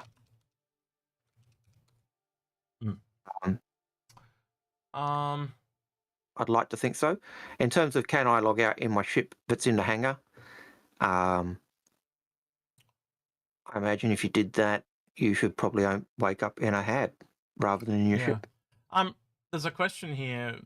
Can I ask why that one by is the reason why? Look, I'll mark it with an execute icon. Hold on. Is there a reason why you don't want to answer that one? I thought we'd answered that. Did we? I don't remember. Ship hangar pad size won't change. Oh no, I don't think we did. I think I clicked it because it was the next question I was going to read. Yeah. Okay. Right. So that's an insult. Said ship hangar pad size won't change with new personal hangars, right? Sorry if I missed it earlier. They said that it did, changing some ships to better fit the hangars so they don't. I think it was like the medium one got taller and the large and capital ones grew, and the small stayed the same. That's what I remember from the. You can go back and watch. You can go back and watch ISC. They literally talk about it in ISC. But yeah. And as a result of that, some ships will shift the pad size they go on so they better fit. Yeah. So that also led me and Algared to start thinking about the wormhole sizes, because for the longest time we have believed wormhole sizes are linked to pad sizes, like it's a metrics thing. So we wonder if that shifted as well. So we'll have to wait and see. Yep. And it's going to be interesting to see where the ships now sit. Yeah. But it's again, it is still, even on those ships, there's. Oh, we lost him. 3, 2, 1. Are you back? Nope. And there is. I don't know. Am I back? Go ahead. I was just doing lift music while I waited. But yeah, so even if you look at the small ships that are going to a medium pad, they're still to metric because they're changing because the height of a ship fits the medium pad, not necessarily the ground. So it's still fitting the metrics in a weird way.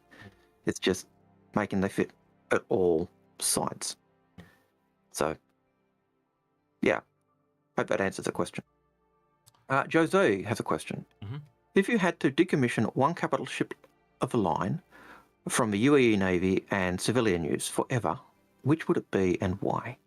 Hoplite.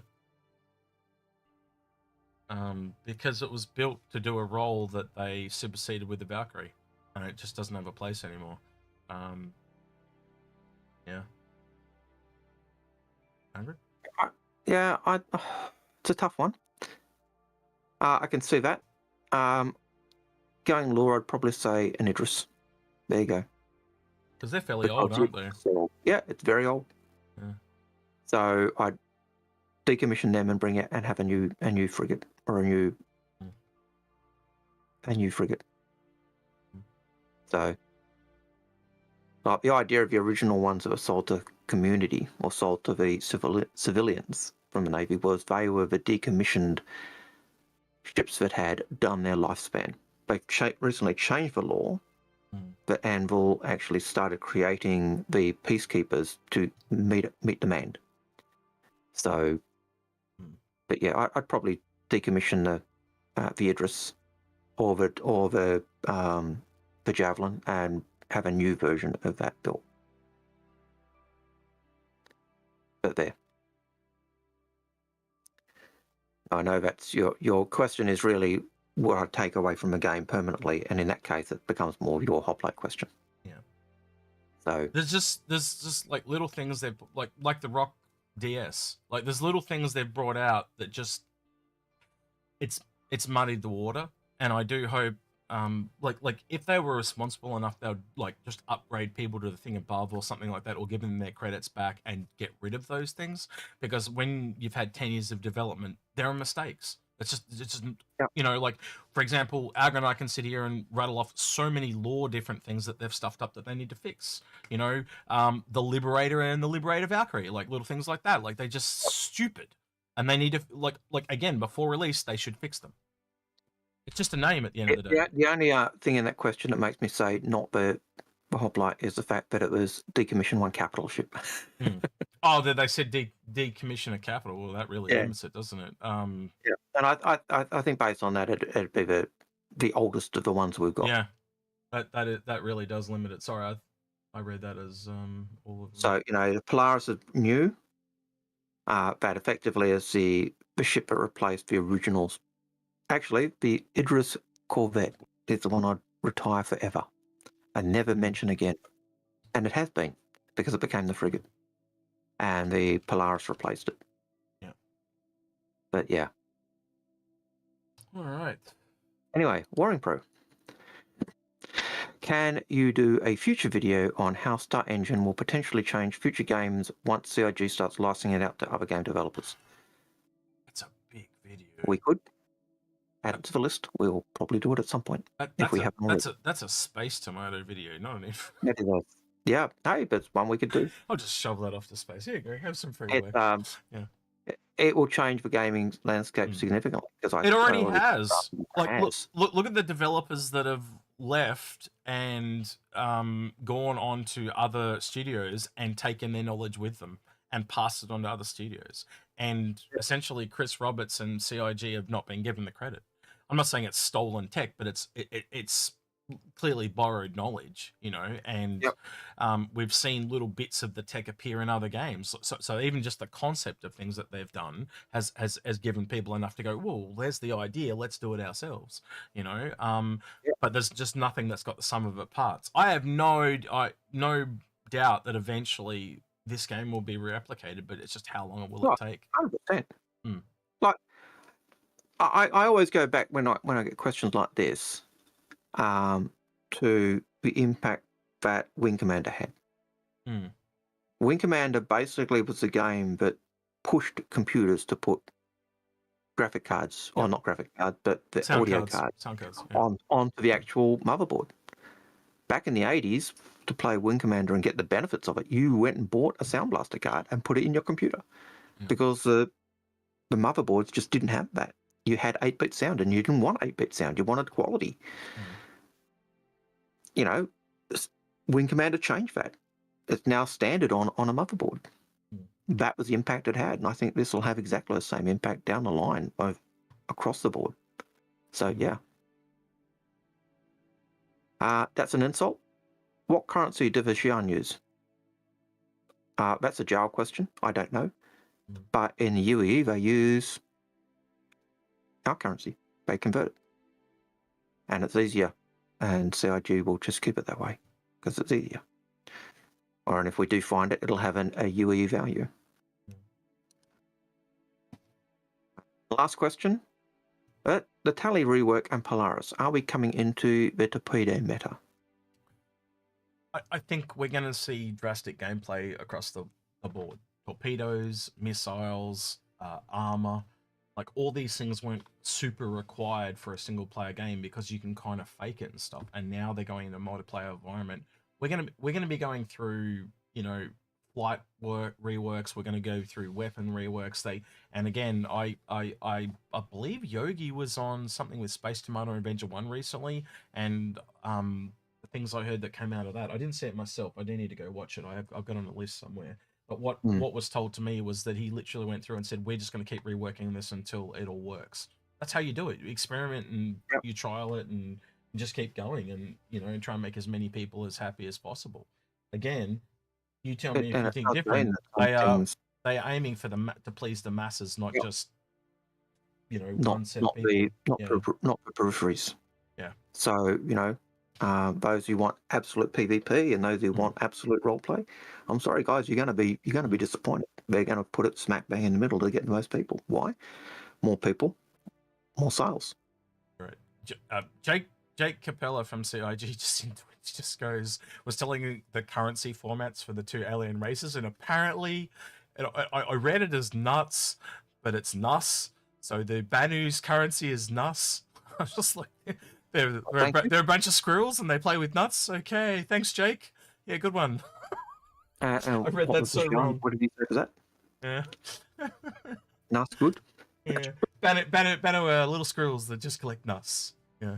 Yeah. Yep. These nuts. Yeah, that's gonna stick. You've just made a meme, Jake. Good job. Yep. Yeah. These nuts. So, and that was our last question. Yeah. All right. I think we're gonna raid DJ Knight. He has not been playing Star Citizen for a really long time, but he started out in Star Citizen and he went into a kind of a variety streamer. I have not seen him for a really, really long time. No, I haven't seen him for ages. So I thought we'll raid over to him on Twitch. I don't know if Paul's... Have you... let me have a quick look and see if Paul's up. Paul's on you? If he's... or someone we know is on... Let's have a look. Star Citizen... Is there anyone live streaming right now on... There is not, unfortunately. There is no one live streaming on YouTube. So I can't send YouTube anywhere. Oh, Jake, I'll show you this. This is the best meme. I gotta show this to Jake before we go. Hang on. Make sure Jared sees this. Good message for Jared. Best one I've seen so far. Because it's so hard to search for the content. When, yeah. Machiavelli, I'm sure you can ask anyone at CIG, but they rebuilt over 80% of the engine. Yep. It is no longer the same engine. It's not borrowed anymore. When you, like, if I rebuild 80% of a human, is it a cyborg or is it still a human? Yeah. So it's not the same thing. Yeah, I know. I know he enjoys it too much, but like, you got all that work for high-end videos and you can't find diddly shit because he's got weird titles. Anyway, I just saw that and went, yes, that needs to change. Anyway, well, at least put tags in it. Lots of tabs. Yeah, lots of tags, so you can search stuff up. Because like he'll call it something like Santokiol, and you can't find anything on the Santokiol because there's no tags. Anyway, oh, they're gone. Twitch is gone. They're already rated. I left it too long, and they went out, so they've been rated off to DJ Knight. Anyway, there goes Twitch, so they're gone. Anyway, those of you on YouTube, don't forget to... I've got to find the button. Where is it? Like, subscribe, ring that notification bell, and thank you to everyone that went the extra mile on Patreon. Hope you enjoyed today's stream. Yeah, look forward to the Mark II buyer's guide that me and Algared recorded yesterday. That'll be coming out in Monday in the up over. So yeah. All right. He's been Algared. He's been Execute, and we're out of here. Take care. See you, citizens.